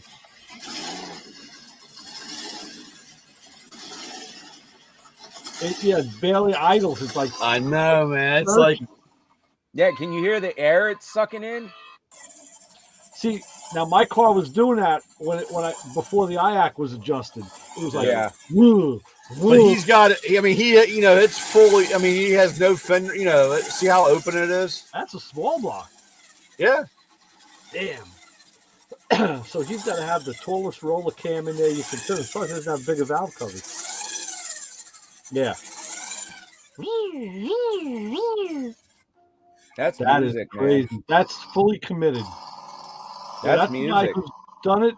He finally got to one point and said, "Screw it. I'm Yeah. going off the deep end. I'm only going to do it once. I'm doing It all started with putting a rack and pinion in it. Yeah. Yeah. And then he's got his motor build. Oh yeah. But Oh, green onions. Yeah. but I almost want to link to his page so I can listen to the music. yeah, he's. But yeah, he's got 95 on the way to New Hampshire, and he's just cruising down 95. It's like, dude, that's incredible driving. Driving that car, that's definitely me beating and banging. It was funny. I talked to a guy before on Sunday at the car meet. He had yours is a what, Ray? 65? Yeah. I think his is it was a 64. Is a 64 a little smaller, right? Every year got a little big, yeah. And the big thing with 64 is the headlights are side by side. 5, 6, and 7, they're up and down. Yeah, his was a 6. I think it was a 64 because his headlights were side by side. Right. And it was it wasn't gold. I guess butterscotch was the color. I mean, it wasn't a real gold. I wouldn't call it gold. It They looked had more a color custard. called Mayfair Maize that was like a light yellow. Yeah, it was more of a mustard color. It may not be a stock color. Yeah, but it was an older guy, and it was kind of funny because I was talking to him, and I said, "Hey, he had the 3.2s on it and the whole 9 yards." And I said, "This is really a nice car." I said, "It's really clean," and he said, "Thanks." And I said something to him, and he's like, "Yeah, this was like one of my firsts." He goes, "I had one like this before, but I had to sell it because of getting married and all that stuff." Right. And it was and I missed it so much that 10, 12 years later, whatever, I found something that was very similar of the same car. It wasn't the exact car, but I said, "Oh yeah." He goes, I understand. He goes, and he's 70, he was 74, and he just had to put power steering on it because it was a little tight trying to drive, Nice. He's like, "Man, I love driving. My wife gets mad because I drive this thing everywhere, and I like the smell and the rumble and the feel." But he goes, "I had to put power steering on it because it was getting too hard for me to try to turn it, sitting still, if I wasn't moving or whatever. I'm just glad to hear that he is actually really driving the car and using it, because so many Yeah. guys they get the pristine restored car they always wanted, or they have their car restored and it just sits in the garage and they never take it out. Yeah. And they just have their friends come over like, oh, look at that. They open the door and there it is. It's like they just don't use it. Listen, you paid for it. You can do what you want, but it's just kind of a anticlimactic to go through all that and then not use it. Yeah. I'll have to, maybe if he's there this weekend, I'll take it. Cause it was really, it was nothing. I don't want to say spectacular. It was just a really clean car. It was a daily. Yeah. It looked like a daily driver. Well, listen, a car that gets used is going to be, not pristine. Yeah. I still feel like my car's just done, but it's been some years already. And I look under the hood, and the front end's dirty already, and there's there's dirt around it. Like, yeah, because I've been driving it. So what? That's the outside looks nice, but that's what happens. And I tell people, it's more important to drive it and enjoy it and have the experience and the memory and get that feeling back from when you did it years ago. It's more important for me to have that than to have just something perfect sitting in the garage, because something perfect in the garage is going to be somebody else's. Yeah. Here, this is the one I like. This is the one I like. He's taking his daughter for a run. Let me start over. He's driving down the road and nails it. Nice. That's cool. Oh, I tell you, man. That's fun. We had a friend of the family, a guy, my dad had worked for him, and he had like around a 36 Chevy coupe, hot rodded, built up, and it sat in the warehouse. Yeah. Their family owned a junkyard. He owned a junkyard. Their family owned it. And in the warehouse, it just sat. I grew up just seeing that car always sitting. And even when I turned 18, I went to him one day and I said, hey, how much you want for that car? I'll buy it off you. I'll put the thing on the road. He's like, you ain't got the money for it. No kidding. And I'm like, throw a number at me. And he's like, even if you had the money, you don't have the money. And my dad told me that I guess when he was going to community college or whatever, that was the car he had, and he restored it, built it up. So I can understand his attachment to it and never wanting it. Was priceless to him, but it just sat. It just drove me. It drove my dad insane too, but it just drove me nuts because it's like, you got it built to get it out. Yeah. He even told me when I asked him, how much you want for it, he says, this thing's so clean and so built up and modified, modernized. He said, you can drive to California and back, not a problem. And not without batting an eye, no issues. It's like a brand new car. And I'm like, but you don't drive it. Yeah. It's just, like you said, it's they put money into it. It's their car. They can do what they want. But at the same time, it's just such a shame to let something like that sit. Something beautiful, something so, Well, some guys, it's more important to just have it. Yeah. I guess.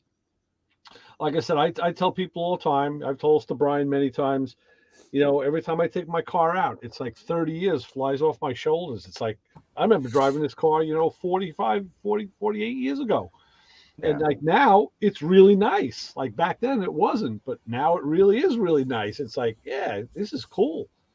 I'm glad I was able to hang on to it. A lot of guys had to sell their cars for different reasons. I never had to sell it. Yeah. It really wasn't worth much. That's why I probably wouldn't have got much for it. So, now I could, but well, that was my whole thing.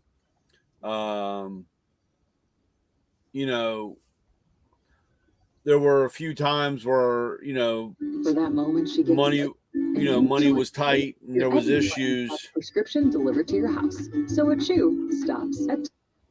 And, and I thought about getting rid. And of course, like I said, I always said, well, it's not worth that much.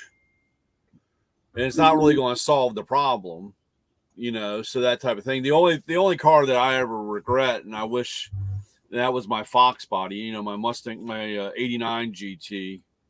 Yeah. And that's, I caved on that and got rid of it. And I wish I had never done it. Yeah. But, because again, and, our own stupidity, it's like in today's time when you're like, when those things were everywhere, and they were still cheap. And here it is. Now you go try to find one and, you came and, unless you get one that's been completely hacked to no end. I got one guy right now. He picked one up and he's redoing it. And you want to talk about every piece of sheet metal on this car has been cut, bent, hacked, or had a hammer beat on it to make some kind of clearance issue. Wow. You know what I'm saying? And I'm like, holy crap. And this guy, he's got it. I'll next Monday, I'll take a picture of it because he got everything out, and he had to straighten the radiator support cord on it, and wow, he's around where the fender goes. It was all mangled, and the fender wasn't mangled, but somebody like put a K&N air filter system, and of course they beat the crap out of it to make room those cars were just beat to hell or cut up on so much. The whole 4-part massacre on it. Well, it's like same thing with the 3rd gen Camaros and Firebirds Trans Ams. It's you used to be able to find them everywhere, and you could find them. Yeah, and the going price was cheap enough, and now it's like every once in a while I'll look around. Because that's what I had in high school. I had a 82 Z28, and then I had a 91 Firebird. And, I don't have time for one, but at the same token, I might even get rid of the Porsche, believe it or not, for a 3rd gen. But yeah, I would do so much to the 3rd gen, but that goes back to, that's what I had in high school. My Camaro, I got rear-ended. I didn't have it that long. I was still in high school, but I got rear-ended and it got totaled out. Went and got the Firebird. I had the Firebird, but my oldest son was born, and it was a pain putting a car seat and getting a baby in and out of the back. And I still fought it. I wanted to keep it. And then, it just it became a point where it's like, I got to part with it, and that was the hardest thing. But it happens. Listen, I my Camaro too. I really didn't have to sell it because it wasn't like I needed the money, but I needed the space. Yeah, and I wasn't using it, and I had that in my Pontiac and a Datsun at the time and a motorcycle, and the Datsun was always like, that was the economy car. I really just didn't feel like selling the Pontiacs. At that time, I already had it for it wasn't 10 years yet, but I had already had it for about 7 years or so. It was already part of the family. Yeah. If you look back, for value today, the Camaro would have been a better car to have because it was original, first of all, and it was really optioned strong. Yeah. Like a lot of them weren't. And my Pontiac wasn't original even when I got it. I had a Chevy rear in it. So, although the values have come up a lot, but but I wasn't looking at anything at economics or anything. I was just looking at, what I needed to do. So we make those choices when you have to. That's all. Yeah, exactly. I will tell you this. I want lots of money, not for greed. Don't get me wrong, not greed, but enough to have a warehouse, like maybe not quite Jay Leno size. There are a bunch of cars. It's called an addiction, and I don't want to go to any meetings for it. because I love having a car addiction. And I mean, anything from a Ferrari, and not a Ferrari for the flash of, ooh, I have a Ferrari. I would drive it and enjoy it. I would go up to Phoenix to the racetrack, pay and go get on that track. And then, there's a couple of Japanese cars I'd like. I'd like a handful of muscle cars, a couple of trucks too. And then sit around all day and work on them, turn wrenches on them. Yeah. Again, not out of greed, just out of the love of the machinery. I mean, here in 2015 when we went to see my grandmother, my nana, for her 105th birthday, we went and rented a car, and we never rode in the new Challenger, so we got a Challenger. We go out to the airport, pick it up, and as soon as we pull into the driveway, I've got the jack out and I'm jacking it up, crawling underneath.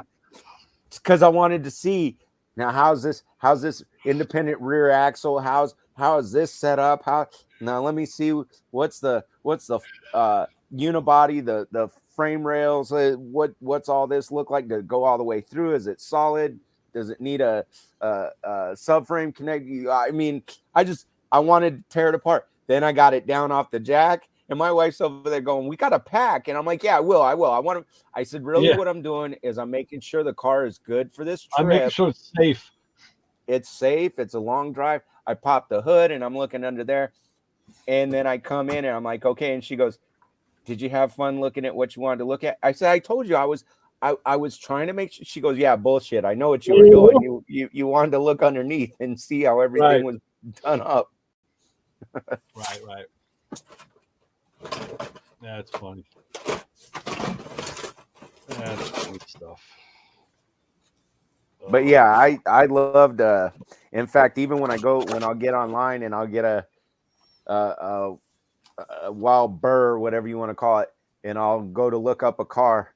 Most people will look at the car, and even some of the times you guys have mentioned cars, and then I'll go online and look it up, like the Volvo or whatever. And most people they'll look to see what the seats look, the interior, and then they'll look at the outside. Then I'm typing in the chassis. I want an underbody pictures or the chassis. And I want to see all points, everything. What did they do? How did they do this? I just love that. I love it. Yeah, it's a lot of fun. Yeah. Yeah. I know. I wish I had room for it. Yeah. I know. I'm getting closer and closer, and to figuring out a way to get floors put in this Nomad, because, I want to. I'm looking to do another project, and that one kind of makes sense. And I'm thinking about talking to a couple of my machinist friends and asking them if they got. Machinists, like mechanics, always have spare parts. Mm-hmm. So, engine builders. So a lot of guys have like piston sets or rods or, valve train components. Maybe they used it on a job or they took it off a motor, like the stuff John was getting, stuff he would take off a motor that he got, that he had no skin in the game with. Now they're just spare parts. Right. It's like, I'm thinking about building this motor with spare parts. It's like, send the block out and just have it cleaned up. But then, just clean the crank quick, use standard bearings and, not go really nutty on it and throw it together that way. And there's got to be stuff around. I'm looking for a set of, if you guys go across them, velocity stacks, but they sell them. Oh, I have the picture outside in the garage. They sell them where it's a short stack with a K&N filter in it. Right. I gotta have an air filter because of that IAC valve. I know if I don't have an air filter, it's going to drive the IAC berserk. I'm looking for mine also, Ray, and I can't find them because when I had the 2.4s on, I had the velocity stacks that came up, and then it had the mesh screen that went across. Yeah. Those I've seen.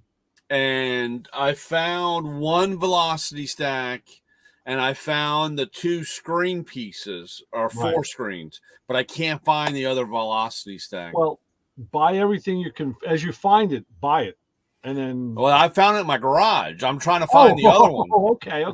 I'm trying to find. I mean, I went over to when I went over to Mom's. I went up in the attic. Actually, I got a set of. I can't remember the name of the wheels, but I got, and of course, I only have 2. I got so many offset mismatched wheels, but these were. I think they're not. Were they Kragers or American Racing? But they were. I'll have to. Well, I'll have to have them for next week for show and tell. But I'm like digging around trying to find the. I don't know why I'm trying to. I know. Well, I don't want to go there yet. I'm not ready. But, I'm like, how can you lose one velocity stack? Yeah. Yeah. How did you not put them next to each other? Or maybe you remember that you did, but who got in there and moved one? Yeah. I mean, I'm just like, yeah. Again, just digging through, and it's funny because I'll start cleaning out one part of something, mom and dad's basement or mom's basement, and I come across a box and it's got, there's the trim panel pieces for the center console and the ashtray for the Mustang. And I'm like, what in the hell is it doing here in the basement of my parents' house? It's like, how did it even get here? Right. And I thought this, because most of that stuff, I mean, the cars, the inside of the car is filled with all the parts, except the only thing that I left at my parents' house where I thought I did was the windshield and the back glass, because it's under their bed. Right. In the bedroom. So it's kind of funny when you open a box and you're like, well, that's interesting. How did that get there? I know. It's funny because I was talking, we got a guy here locally. He goes by the name Muscle Car Ray, because what he does is he was buying and selling muscle car parts. I mean, for the last almost 40 years that I know of him already. And I bought stuff from him. And back when, like 3 shops of his ago, this is back in the 80s, I was thinking forward to what I was doing with my car, and I still didn't even have the tri-power that was correct for my motor. But from him, I bought a set of tri-power, all the fuel lines, because they were all kind of switch. So I bought the set of fuel lines. I bought some linkage. I bought a couple of the parts, and I remember buying the Pontiac had these back in the day. They were like rear end brace bars to stop wheel hop. Funny thing is, the Pontiacs never really wheel hopped. Chevys did. And I bought those. Those I know where they are. I got them right in the other room in a box. I never use them. I can't. The tri-power fuel line is in a bag somewhere in this house. I haven't seen it in like 40 years. Wow, yeah. I know as I'm digging through stuff, one day it's going to come to the top, and I'm going to be like, oh, here it is. Yeah. And I'll put it with the tri-power. Now that I want to, the one I want to sell now, because I'm not. So it's crazy the way stuff just gets lost. Well, that was funny because I had that. Who did we? Was that Offenhauser? A dude from Offenhauser, right? Yeah, right. Yeah, well, I have, the 362. That's what I had. I had that Cross Ram 360. Right. And that's what I had on the Mustang. I had that thing. Right. I when he said that particular intake, there was like, back then they only made like 200 or whatever. I mean, it's fairly rare, Yeah, that's very rare. And so after we had him on, I went out to the shed, pulled it out, looked at it, and it was like, man, I can't. And of course, it was somebody had polished it, so they had grounded it down, so it doesn't say. Oh, really? Offenhauser, but it's been polished, and that's the way I bought it. I think I bought that at Carlisle for something like $15 or something, you Oh know. my God. Well, they probably ground off the name because that's raised. Yeah. Well, that's So what you I'm have to- saying. All that's you have- been, that was all ground and done. I was gonna say you have to have some hell of a polishing compound to polish that off. Yeah. Yeah. And so I was looking at it and I was like, oh, yeah, I got this. And then I'm like, well, what happened to the linkage? Right. You know, and I'm like, because it has the two carburetors still on it, you know. Right. And so I start digging around in the shed, can't find it, and I'm like, God, this is gonna drive me crazy. And I tear that all up and start cleaning, going through that, and that's when I found part of the velocity stacks, because that's what I had, the velocity stacks on that. What size carburetors were on that? When at the very end, when it ran the best, or when I could get it to run the best, I had two Autolite 450s. Okay. And that was it. When I bought it, it had two 650s on it, two 650 double pumpers, and that was just way too much fuel. That's this guy that I'm dealing with the Chevelle. I found out he's not really much of a tuner or anything. So we're talking. He was telling me that he's got a problem where he's got a little bit of a flat spot out of the hole with the car, and then then it runs good. I said, well, you do have a tunnel ram on this car, a dual quad tunnel ram, which is made for higher RPM. Not that they can't be used for low RPM. And he actually has two. I think they're 450s, Holly 450s. I don't know if they would be 400s. I think they're 450s. So they're smaller carburetors, which is a good idea. I said, okay, well, that's good. And they were brand new. So we were talking about tuning, and I said, listen, I'll come to the cruise line. I'll bring a vacuum gauge and my timing light and a tack and dwell. I'll do it right here. I don't give a shit. We'll just tune it. And he wasn't sure. And I said to him, I'm asking him questions. I said, what cam is in the motor? He says, oh, it's one of those mother thumpers. I'm like, okay. So those are set up with like fast ramps. That's how they get that good sound. It like just drops the lifter off the ramp. There's really no overlap. I said, it's a good cam. And I said, what's your timing set at? And he's like, man, I don't even know. I'm like, the guy who set the motor up, set the timing up.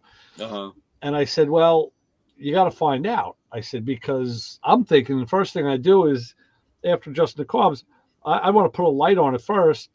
And I'm thinking I'm probably going to want to put more timing in this motor. And he's like what? I said, well, I don't know what you set at, but I said, static usually is like 15 to 18 degrees on any big block. I said, you got a vacuum advance, so that's probably good for like another 8 to 10. I said, I'd probably be running this motor at like around 40, 41 degrees total. I said, that's what I'm running mine at. My motor loves timing. And I said, I follow the old dictum, like, you keep increasing it until it talks back to you. Right. I couldn't get mine to ping, and even with the shit gas, So he said he wasn't sure, and I said, well, you'll have to check that. I said, you'd be surprised what a couple more degrees timing will do to your bottom end. It really can wake you right up. So he just sent me a text tonight. He said he had it at his friend's shop, I guess, who did the motor. He says, yeah, he increased the timing a little bit. We got like 38 total now. And he goes, it woke it right up on the bottom end. I'm like, yep. Yeah. I said, you're only at 38. I said, I'd put a few more degrees in it. I'd keep going. Yeah. Well, it was really funny because I can't remember. I think when I got that manifold, it had like what were they, 7? What was the next? It was 650, and then you had the 780 was the popular one. Everybody was. Yes, I think they had 780s on That's it. That's the 4110. The 4110. No, 4150. I forget. Yeah, 780 was very popular. Yeah, so they had these two 780s on, which dude, it was just dumping so much gas down in the motor. I mean, we're only talking a small block, it was right. And of course, everybody, what's back then, everybody was bigger is always better. Bigger is always faster. Bigger was. When I learned that formula out of the Holly book on how to determine CFM, and I started plugging in numbers, I'm like, oh my God, the 600 is the basic all-around best carburetor. Right. Well, that's it. So, or smaller. I had trade. I think there was a guy, and he had 650s, and he wanted to trade. So I traded with him, and me and my buddy Carl, we started playing around with it, and we were jetting it down so much. I mean, it was just coming down, and we were jetting it down, and it ran. It's kind of funny because of the way that cross ram was. Right. The vacuum gauge, you couldn't get the vacuum gauge to stay steady because right. It was really hard. And of course, the fuel actually had to go down and then turn. Yeah, it was really bizarre, but like I said, it was the setup, and so I ran around and drove that for a while, and I think I had a 600, and I borrowed another buddy's 600, and the car even ran better with the 600s, and I drove around with the 600s on it, and some way or somehow the original 4-barrel for the motor was that 4100, the Autolite 4100, right? And that was the original 4-barrel for the car, which I think is rated at 450 CFM or something. I think is what those things are. And at the time, I was working at the auto parts store, and somebody bought a carburetor, and that they brought in a core, and it was a 4100. Oh, nice. So Kathy, the girl that owned the store or ran the store, she was a big Ford person too. We all had Fords up there. We were all blue ovals. And I had asked her, I said, can I have this carburetor? And she said, yeah, you just pay the core charge. And it was like $15 or $8.95 or what, $8 for the core. And took it apart, rebuilt it. And I put the two 450, the 4100s on it. And the car ran great. I mean, it each time, I know it sounds weird of putting something smaller on it, but the car just ran so much better. It got better gas mileage, and it just ran. The only problem I had with the car was I couldn't run it with a hood. Oh, yeah. Because it sat up, and then, like I said, and that was another whole issue. And when I put the hood on it, I had to space it out so the hood, and then eventually I cut the hood. And then I went back to the single 4-barrel. I mean, the dominant. This guy with the Chevelle, he's got a dual quad tunnel ram on there, and he has his hood off the car, and he's been going to bigger and bigger stacks. So I said to him, for the look, I said, but remember, it's called a velocity stack for a reason. It's changing the velocity of that air coming in, and that moves the RPM curve. I said, you're probably not gonna feel it at regular around town driving, but like if you were racing or doing full throttle, you would be moving that curve. So he's like, wow, I never really thought about that. I'm like, yeah. I said, now you got two 400 or 450s on here, which is, and his pipes, he's still, they're Hollies. His pipes are black. He's got carbon in the. Yeah. He said, even with those two small carburetors, taking a nosedive a free fall. The fuel is making a free fall down. It's amazing that a motor even runs like that, because you need atomization to make fuel burn. So that fuel is coming down raw, down that tunnel ram, and then turning to hit the valves. And unless there's some roughness in there, there's got to be. That's why guys would make the mistake of polishing the inside. Right. You got to leave it rough to help atomize that fuel. And that's why they did all sorts of runner, different floor plates and different manifolds to try and, break the fuel up. But I said, now you got the air tumbling down this big chute, meeting with this fuel that's tumbling down this big elevator shaft. Yeah. So I said, and you're still running rich.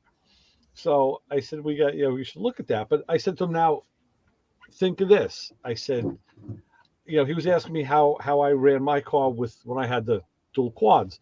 I said, remember, I had a low rise intake. That low rise intake is made for low RPM and mid RPM use. So there was really no problem.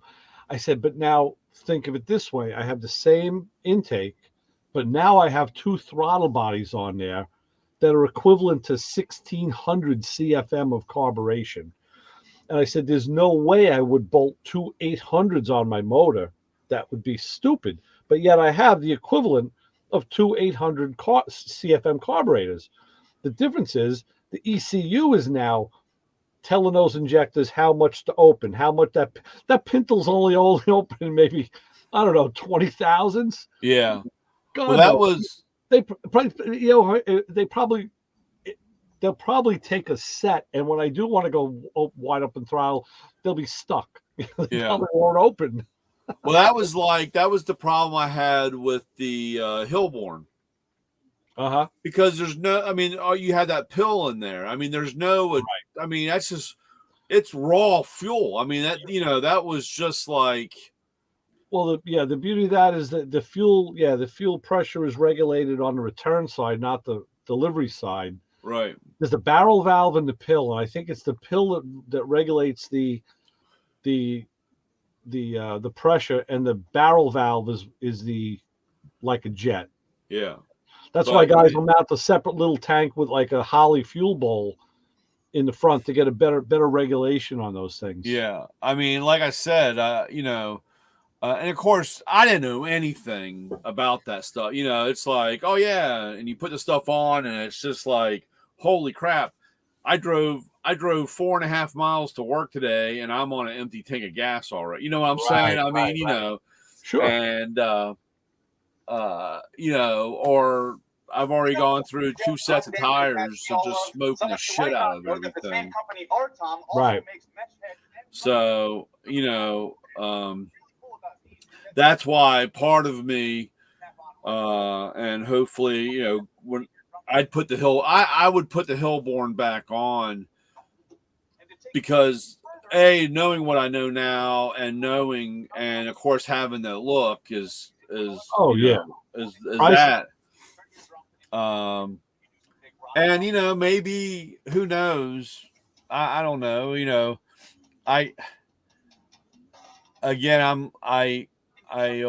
People always say, how can you drive that or deal with that? I like that roughness. I'm not a comfort creature guy. So, well, now what do you mean by roughness? Which roughness are you talking about? Well, I'm just talking about the way the older car drive. Oh, just the older car in general, yeah. Just the older car in general. Even, hell, when I sported the Audi around in the backyard, dude, just having that vintage time period, that car, like I said, it's not a Cadillac. No, I'll tell you, now this is the funny part. It was kind of cool. We pulled into the cruise night the other night. Now, me and my buddy, I went with Kevin, and we got there before these other dudes roll in. So we're sitting there. They pull in. They come over to say, they see us sitting there. So they come over to say hello. And I see this guy, Mike, looking. He sees like Kevin's car, the red GTO, and, not mine. And he's looking back for. He's like, what are you riding bitch again? It's like, where's your car? I said, dude, you missed it. I said, the last 3 times he and I went out, I drove. Now it was Yeah. like his turn to drive. So we took his car. And so he's like, shit. I said, don't worry. I'll bring it out next week. So it's kind of funny because I tell Kevin, like, I drive in his car. I'm like, wow. It's it's a 68 convertible. And the car just rides. It just floats. It's smooth. It's kind of quiet. It's not silent. He's got mufflers on it, but headers are mufflers, but it's not loud. And it's just comfortable. I'm like, and then we get in my car and it's like the opposite. Yeah. Now it's like bang, bang, bang, bang. It's like stiff and it's like Yeah, well, you got the QA1 suspension on there, right? everything. The cars couldn't be more opposite, Yeah. But I said, keep telling Kevin, I said, man, I need to build a car like this, like yours, because I need like a comfortable, quiet car, instead of something that's like louder and more obnoxious. Well, that was there was a I didn't take any I can't believe I didn't take any pictures of it, but there was a 60, maybe it was a 66, 65 coupe Mustang, up there at the car show, and I'd seen it once on the road. And the only reason why I know it was this car, it's the it's the dark metallic blue, like my car, my color. So it's got to be 66 because that was the first year. And he had fender flares on the car. Okay. But they're not like the race one, it's actually mold. I mean, it's the whole fender, like the front fender was. Oh yeah. I mean, I want to do it to my car. I mean, right. It's one of those things. And is it got more of that racing, that IMSA look? Yeah, it's got like, because it's just not the flare bolted to the bottom of the wheel. Yeah, it's molded all the way up to on the fender line. So it looks like a 911 wide body. It has that wide, the hourglass shape, and the back is done also. And so I was really surprised. He's got a Coyote motor in it. Oh, wow. And he's got the 6-speed manual, and he's got the wide body or the flares on. It's really a nice looking car. But I started climbing around underneath of it and looking, and I realized that he had electric steering on it. Yeah. Okay. And that's, and of course I went over to another Mustang. It was a little bit new. It was a 68 or whatever. And that guy said the same thing. He asked, what do I have? And I said, well, I've got, a fastback, and he goes, oh, what year? I said 66. And he's like, oh yeah, you got to do this Prius electric steering box. Prius? That's what they're using. Jeez. And he goes, it's real simple. Bolt right in up underneath the dash, blah, blah, blah, electric. And I'm like, holy shit, really? Yeah. And I said, I don't think so, dude. And I like the roughness. And he said, oh, no, after you do this, the car drives like and I'm just like, God, maybe I'll just wait another 10 years. By that time, everything will be so hacked up and cut, and I can keep mine all original, Yeah. And what was the rack and pinion you were thinking of for your car that you've been on the fence? Well, mine, what I have for mine, because I was on, I have everything to take the shock towers out and put a rack and pinion in instead of the steering box, but it's just a manual Fox body, rack. It's nothing. I mean, it's just a manual rack. It's nothing like the ones that came in the Pinto 2s or what? Mustang 2s, yeah. Yeah, because those were manual, right? Yeah. This is I can't remember, but I have like I said, I got the only thing I had to change engine wise is put a later model or a Fox body oil pan on, because the pickup's in the back instead of the front. On the earlier Mustangs, the pickup was up on front, but you put the rack in there, and then you just put an oil pan from a later model. Mm-hmm. And that's what I had gotten all that stuff. And but I tell you, after seeing this, what was this yellow one? It's Rex Pro 66 Mustang. That's his Instagram account. And seeing that he has, just a full frame, full cage in there. Dude, I love the way that looks. Hey, I don't like those shock tower. I don't like it's Rex, so he's got a Matco tie-in. Yeah, Rex, RIX Pro 66. Yeah, I'll show you something. Want to see something sneaky? Mustang is his Instagram, but I've already started. Oh yeah, look at that. That's awesome looking. There's a sneaky picture. Yeah. And there it is. This was when I was taking the car apart. I just had to lay that on there just to see what it would look like. Yeah, that's nothing against I like the stacks being straight up and down. Well, yeah, you see these injectors are mounted right to the head. Right. Now, I do know, and I have seen it, where on that particular setup, they have 45-degree bend stacks. Yeah. So that they come out like that, and then they come straight up in the center. And I learned something about the fuel injection that I didn't know. The short stacks were made for high RPM use, and the tall stacks were more for low RPM. I thought it would have been exactly the opposite. Yeah. But it's not. I remember reading that, and I think I read that, and I read this something, and this has the linkage on it too, Brian. Yep. Shelby. I read something in a Shelby brochure or something about Shelby where he had played with the Cobras. He had played around with the stacks so much to find that one spot. Yeah. That's one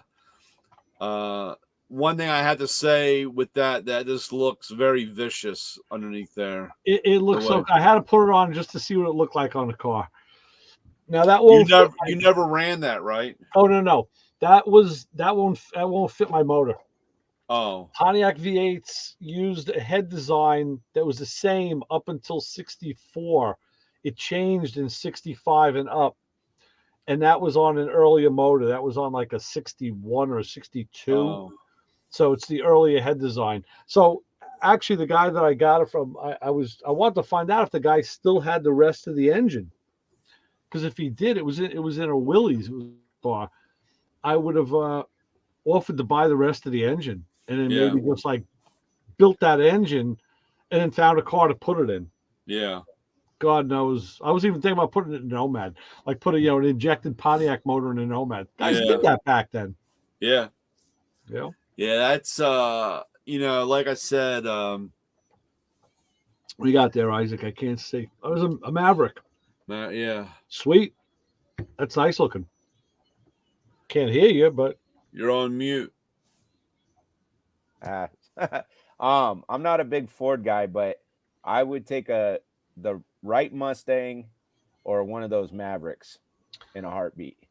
The only thing is I don't know how those Mavericks, if they can, how they ride and perform. I mean, I just remember like a friend had one back in the day, and it was just a regular 6 cylinders. It was nothing special. I had a buddy that had a small block 302 in it, and I never rode it. He got rid of it before I was friends with him, but he had 2 or 3. He had one was his main car, and the other 2 were more he'd pirate parts off of it. But he said that thing. Now he lowered it and everything, but he said that thing handled like you wouldn't believe, and he had all kinds of stuff.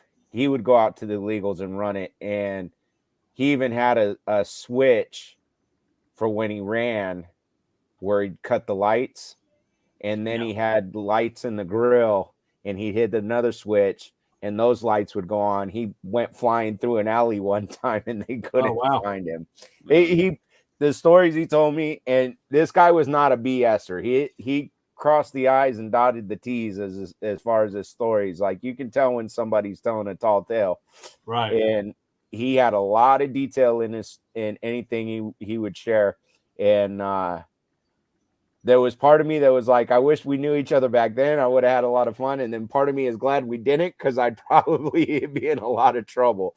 Right. But yeah, I actually had one, I guess you could kind of say, slip through my hands. I didn't have the cash on me, but I went to a junkyard, and I don't even remember what I was looking for, but they had a quote unquote yard car, and I went in, and my dad had worked with the counter guy at a different place.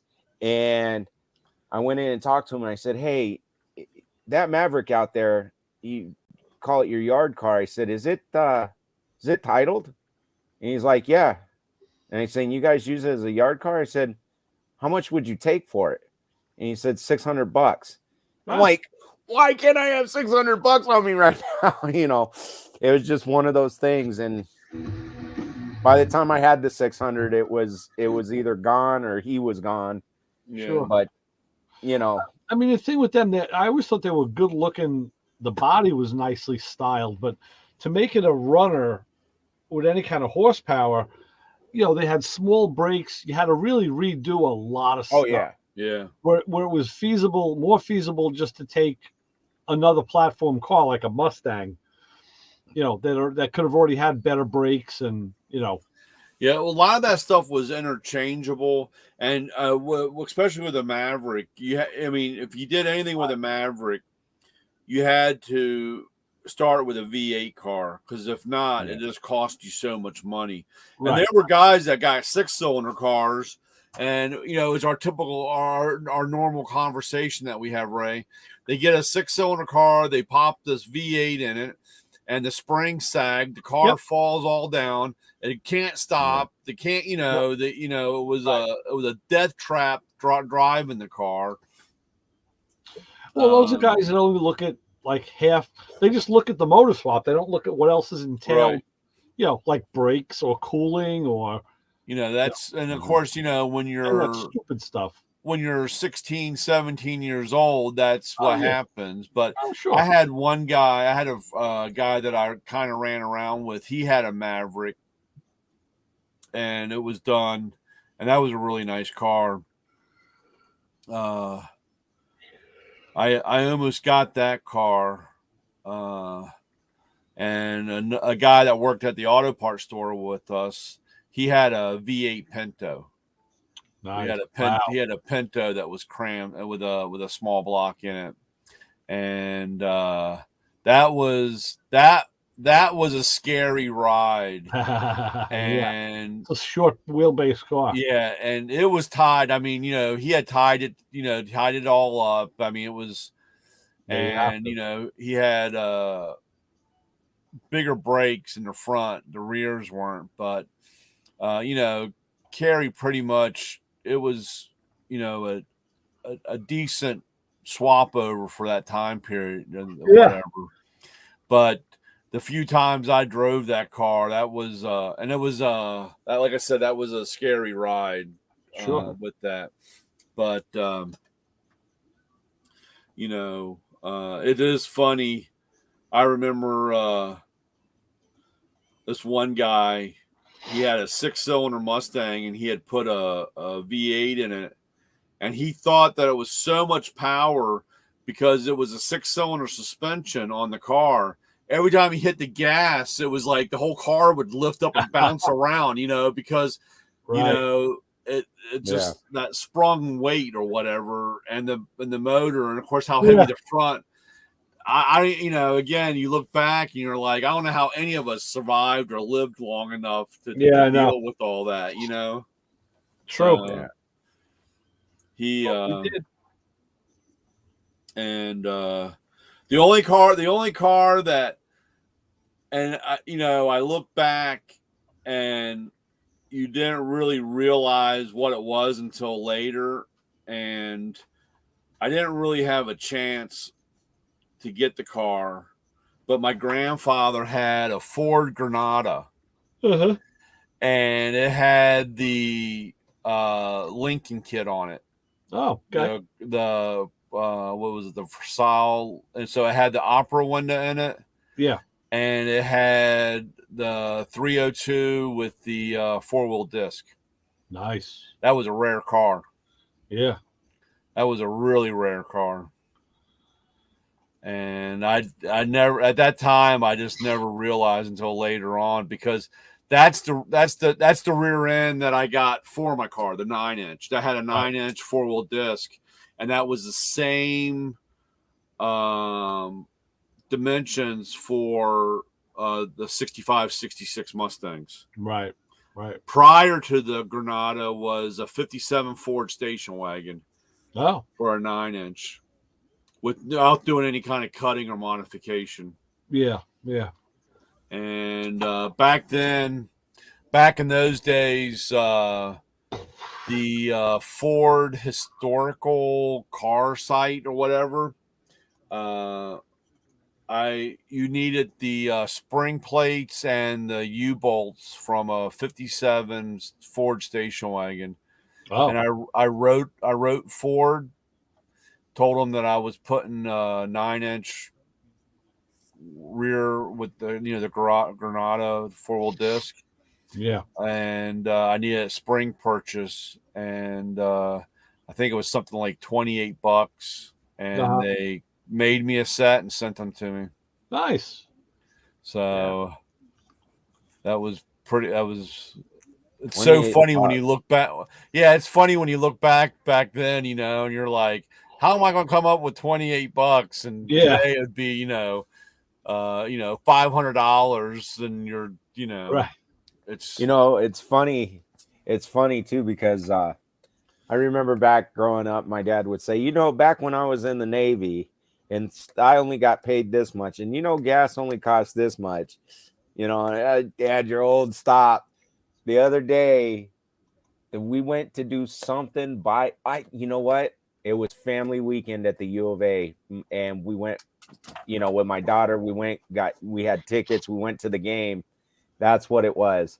And I started saying, God, they charge this much for a bratwurst, and before it used to be a Polish. It used to be a Polish sausage dog, and it was bigger, and man, and you'd get this much.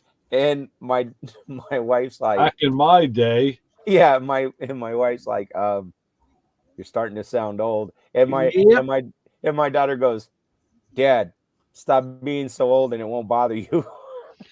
Whenever I hear a comment like that, I say, yeah, you know what? And I earned it too. So I'm gonna express my right, because I'm still here. Yeah. To talk about it, and I earned it. So live with it. Yeah, it's funny. They going back. It was funny. I had a guy, and this has been going on for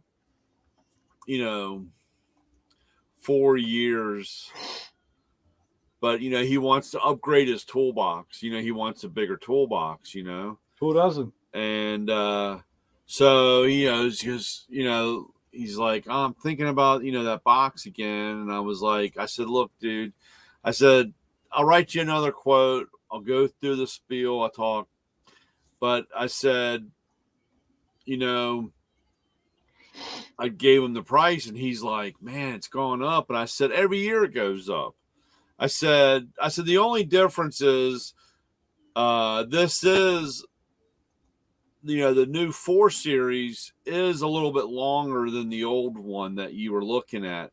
So you are getting even a bigger box to say. But I said, if we would have done this the first time, you would have saved $5,000. Because over the last 4 years, that's how the price has gone up, Right. And he's like, man, I need to buy this box. And I was like, you need to buy this box, dude. Let's, joking aside, because I said we have our tool show our tool show coming up in February. Mhm. That will be another good time to buy. That's when the prices, they're going to be last year's prices. There's going to be a discount, but I said it's just going to go up even more. Yep. And if you look back 5 years ago, you could have gotten, for the price that you're talking about today, you could have had a 6 Series box. So you're just going to have to bite the bullet and do it. So if you really want to hook him in, tell him, if you would have gotten it when you first talked about it, it'd be paid off now. Yeah, well, that's the another payments thing. those guys make. Yeah, well, he's pretty good. It's through Macco financing, so he's making 3 payments at a time. Oh, good. So he's clipping along pretty That's the way to good. do it. Yeah, but I told him, because his big thing also was he just didn't want to jack his payments out. He didn't want to. You want to try to keep his payments the same, and I told him the rate that what you do. I said you could keep the payments the same, and you're just adding, the new charge. Instead of almost being paid off, you're adding 4 years back to your life on it. Yeah. What about if do you guys do a split deal where you can do credit and then put a down payment of however much, and then there's no penalty with the I try to tell guy. Well, I mean he can pay. I mean you can pay any time like that. I got some guys that will. Usually some guys are fortunate enough or lucky enough where we'll get it all written up and go through it, but then they come across like no interest on a credit card or whatever, and they'll pay it off, and they'll if they can do it within the first 30 days, there's no interest at all. It's the same as cash through Matco. So some guys can do that, some guys can't, but some guys try to do that. Or I try to tell guys, if you could put down X amount of money up front, it would really save you on the interest and charging. It's just like buying a house or buying a car. The more you put down, the better of a deal you're going to get. Yep. And some guys do it and some guys don't. And then of course it gets really complicated when they realize or come across, and then 2 weeks later they want to redo the writing of the contract, and man, that just screws everything up. But we renegotiate this deal. Yeah, I'm like, dude, it's just doesn't really work that way. But Brian, you ever see any old middle boxes come in anymore? What do you mean middle? The center box? Yeah. I every once in a while, I don't. They're usually like 3 drawers. 3 or 2. Yeah, 3. Because I'm thinking the only way I can really increase my storage with the space I have right now is to put another middle box in between. How deep? Because I think I have a 2-drawer one. I'll have to measure. I think I have a 2-drawer. I can't remember it. Is it? I can't remember if it's it might be a Craftsman box. The old. I have to look. I added my storage unit. I know it's 2 drawers. It's two 4-inch drawers. Oh, those are fairly deep. Yeah, I think they're 2 3-inch drawers. They're deep drawers. They're 2 deep. Yeah, the way mine's set up is the 2 top drawers are shallow, and those are my wrench drawers. And the bottom The bottom drawer is big. Right, and I think I have. I mean, I use it because it's I think it's a 3 drawer, and they're all like 1.5 inch because those are the ones I have my wrenches in. Right. My but I think in my storage unit I have. I just can't remember how deep it is. I don't know if it's 18 inches. I have to look, Ray. When I actually had a buddy of mine just text me about a die cast deal, and I had to go out to my storage unit to see if I can do this trade. Oh yeah. Yeah, that's terrible. High finance. Yeah. But I'll have to look. I'll have to look because I think I have. I know it was 2, and I know it was old. I can't remember what it was. Because originally what I wanted to do was put it on that, I was going to put it on that Kennedy box that I have. Right. That's what I was originally going to do. I actually have one on my Kennedy box. And somebody tried breaking into it at the school. They damaged the center bar lock, so I just left it out. But yeah, because what I ended up doing with the Kennedy box was because it just, for it to sit higher, I ended up putting a set of 6-inch casters on it because the other ones were like 3, I think, maybe. Right. So I put some 4 series toolbox, and that's I raised it up, and I figured it was a better height, or I didn't feel to put the second drawers in the second. Yeah. Actually, I really like that Kennedy box. It's a nice. Yeah, he did make a nice box. It's a nice box, and like I said, I use it for all my carburetor stuffs in it and so forth, and. I made we had these parts, plastic part trays or whatever, and that's what I just laid in the drawer and put all my springs and jets and dog legs and all. I can't believe I have all that shit. Gaskets. And when was the last time you went in it? Well, I went. It wasn't that long ago. It was a couple of weeks. I went through because I was looking for that velocity stack. Oh yeah, because it has that one deep drawer in the bottom. Right. And I thought maybe I put it in there, and I had gotten it out and then went through it and started looking. I just laughed at all that stuff, seeing all that stuff sitting in there. It was just funny. And the funny part is, I made that toolbox. I mean, back in the day, I had all that stuff rolling around in a tackle box that I had. You had to sit there and dig through everything to try to.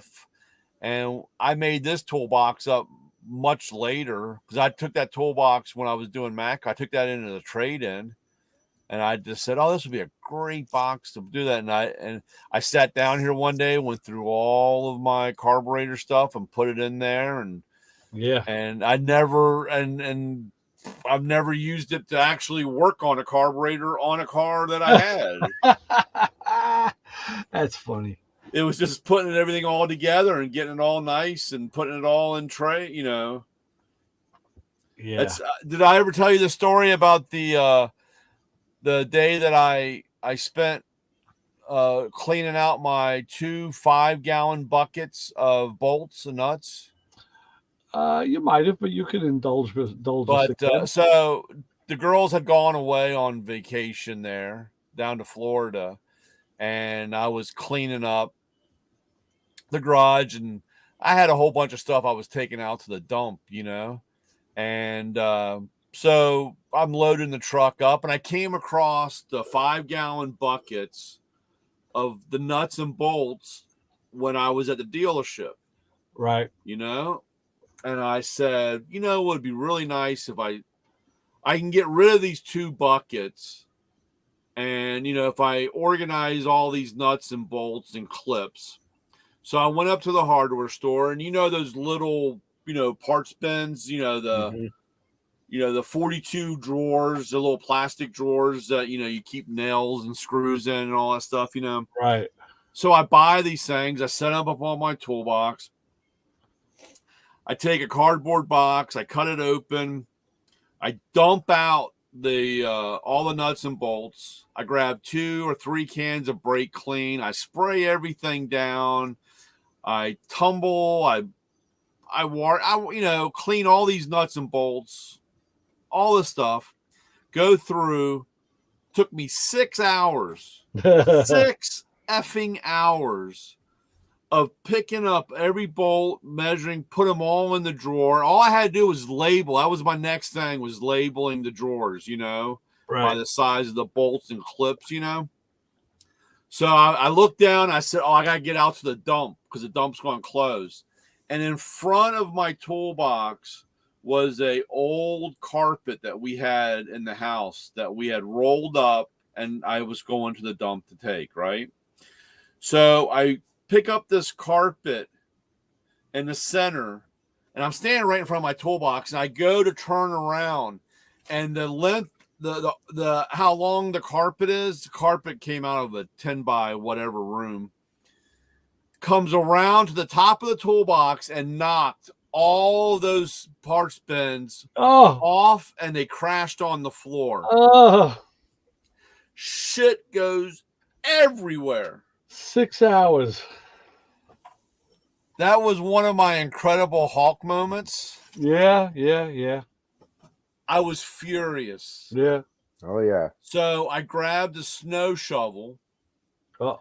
And I scooped up all those nuts and bolts and those parts container, the drawers. And I mean, those were like, I bought 4 of them, and they were all $60-some a piece, Yeah. brand new. I scooped all this stuff up. I throw it in the back of the pickup truck. I throw the buckets in the pickup truck, and I drive down to the dump, and I throw out everything, and I sat there, and the guy tells me they're getting ready to close, but I'm picking up each nut and bolt out of the back of the car, cussing this piece of and this guy looks at me like I lost my mind, and I'm throwing all this stuff, and I grab the bucket and I was just furious that but after all that, bent up all those bins. It was a moving moment. All right. I found from when they were brandy new, which they're not anymore. Boom. This was when my brother and me bought we bought our toolboxes together. This is mine on the left, and his is on the right. Now, his is narrower than mine. Mine looks shorter because, see here, his is taller. I couldn't put the wheels on mine in the basement, or it would have hit the rafters. Oh, so what do you have them on? Mine was just sitting on the floor. Wow. So, and these are the Craftsman boxes on the side that they trade, but the Snap-on guy took as a trade-in. But so the middle box on mine here it's 2 small drawers and then a deeper. The bottom drawer in the middle is the same as the bottom drawer on the top box. Yeah. Okay. Because now I put all my sockets down in here, and these 2 drawers in the middle are my American and metric wrenches. So, and now I need more space. So if I can stack another middle box and just move it up. Right. So I'll have to measure it tomorrow. Yeah, I don't know. I had to measure, but that Craftsman, that might be about 18 inches. Yeah, that gray and red box. Yeah. That's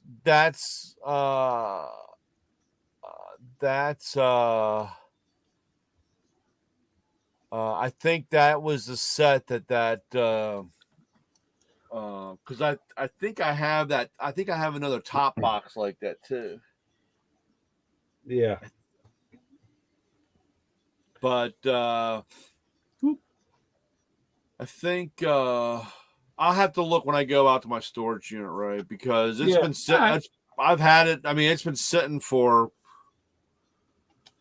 I don't even know how long. Well, yeah. I mean, and today with today's toolboxes, there's no call for that stuff anymore. Just Like I said, I was originally when I did that. I had that before. I'd gotten that one before. I can't remember. I think there was a guy in my parents' neighborhood, and he had a 69 Mach 1 and I don't know what year Corvette. It was let's see here, a C3. A C3 is what, in the 70s, right? Yeah, C3 is 68 to 72. No, 73. 73 or whatever. Yeah, Charlie had his was like a 70, I think a 73 or 74 Corvette. C4 doesn't start till 84. Okay. Yeah, didn't the C3 go to 80 or 81? Yeah, 81, yeah. Yeah, he had like it was late mid 70. I don't know if it was like a 77 vet or whatever, but he was a cranberry red guy. Everything was cranberry red. The Mach 1, the Corvette, everything. Really nice guy. But when they packed up and retired and moved out, I was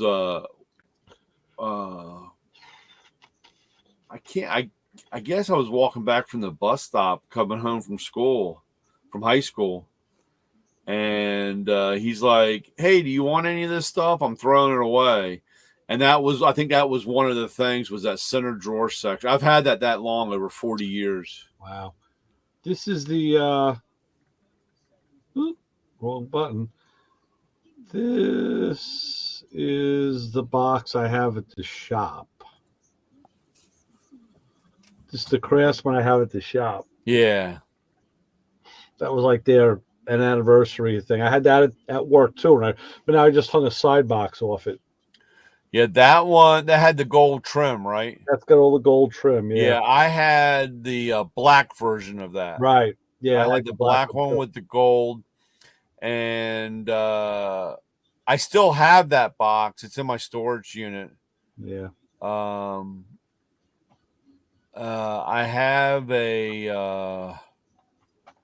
had a side cabinet for that I never used. I never had room for it. But it's black. It was the black and gold or whatever. It was their new professional series or whatever. Right. Yeah. And I don't know if that was a locker or a cabinet. Maybe it was a cabinet. I think they had two drawers, and it had a piece that folded up and slide in, I think. Okay. I can't remember.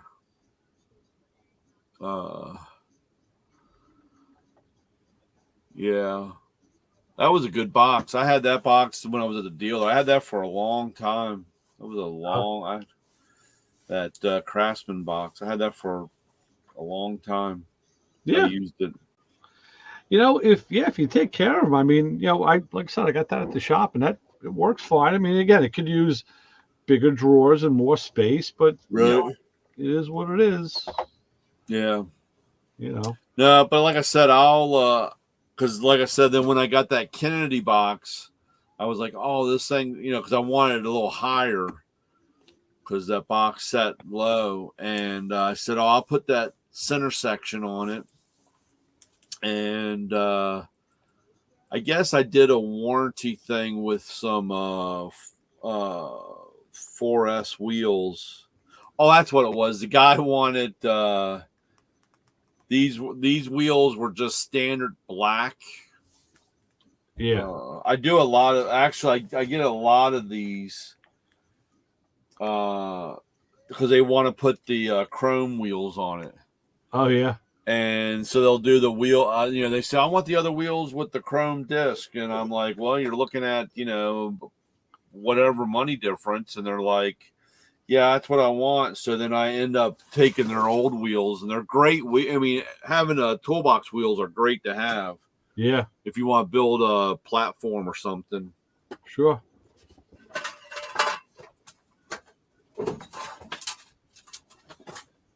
I must have taken them to my storage unit because I had a couple sets. So I had another shot here. But yeah, I'll look, Ray, because like I said, yeah. I think the only thing, it could be put in. I think the only thing that was missing out of it was a lock set. And yeah, I'm not even worried about that. Yeah. Yeah. And I have I have one or two of those top chest things also. Mm-hmm. I don't know what I want to do with those. Actually, I need to have a yard sale. Yeah. I need to, because like you said, that stuff for the average mechanic guy, you can't use it in a shop unless they're going to, I always pitch it.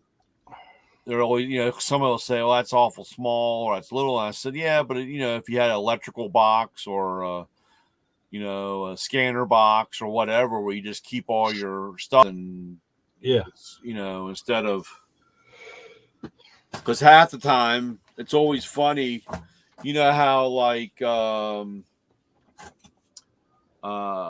come in a suitcase thing or whatever, and half the people throw all that stuff. They don't even realize, right? And then they don't have any place to keep the scanner or the cable or any adapters, or back, especially when it was OBD1 stuff. Right. So I don't know. Well, guys, you know what time it is? Yeah, I do. It's time to hit the bricks. Let me go up and throw the garbage out, and hopefully there's nobody outside in the street waiting for me. Yeah. You didn't get flooded out, though, did you, right? No, I didn't. We were good. Man, I saw some of those pictures, dude. It was crazy. There was a guy, I would show my wife, there was some guy, a couple people, they started in Manhattan, and like the subways were flooding, basements were flooding. Then they went into Queens, and that was a mess. And even Valley Stream, which is the first town, like on the Nassau side of Queens, it was only a few towns away from me. That was flooded. The diner, the good diner that's there, had to close down because the basement took 3 feet of water. Wow. And they were closing. They said they only closed like 3 or 4 days. They were going to get back up. But yeah, by me, there was water. And it came up onto the sidewalk, but we didn't get flooded or anything. But yeah, other parts outside here were like underwater. Yeah, it's crazy. I was watching this interview with this one lady, and she was all mad that they should have given she had a small little donut shop or bagel shop or whatever, and all her shit got washed away. And her canopy fell, and she was all mad that they should have done something more, or given her more warning. And I'm like, well, when they say that we're going to get a whole year's worth of rain in this setting, and you just stand there and watch it's kind of like it's always somebody else's fault. People were complaining. They said they didn't have enough warning. They're blaming the mayor. Yeah. Whatever. Yeah. Well, that poor guy. He said, everybody come on over here. Now that everybody's over there, he's all like, you got to get the hell out of here. Very true. Yeah, are you talking about all my cousins we sent up there? Yeah. It was funny. They, I guess it was NBC Nightly News or whatever. They had him on there. They had the mayor up there, and they had a clip from, I get whenever it was 2019 or whatever, when he's like, we got to have these people. We got to help them. We got to do this. Right. And then he's like, they show him today saying, this is it. We can't. We're done. We can't. We can't even take care of what we got here. All day, Fox has been running the clip of Biden back a couple of years ago when he took office, saying there's no way they'll ever put a wall up. There's no way on my time. And now what's he doing now? He's putting a wall up. Yeah. And they showed all the Trump steel that's sitting there in Texas that's just rusting. The stuff that's already paid for, and they're not going to use it because crazy. I mean, what a waste. It is. Well, and a lot of those, our money. It's not his. We paid for it. Well, all the liberals, Dudley Do Right when it's down here in our state. It's a whole different story when you get I have mixed feelings about sending the people up there, but as far as I'm all for it, as far as getting the point across to Chicago and all these, New York, all these other states where they push for sanctuary, and it's like, it's easy to say you're sanctuary when nobody's there.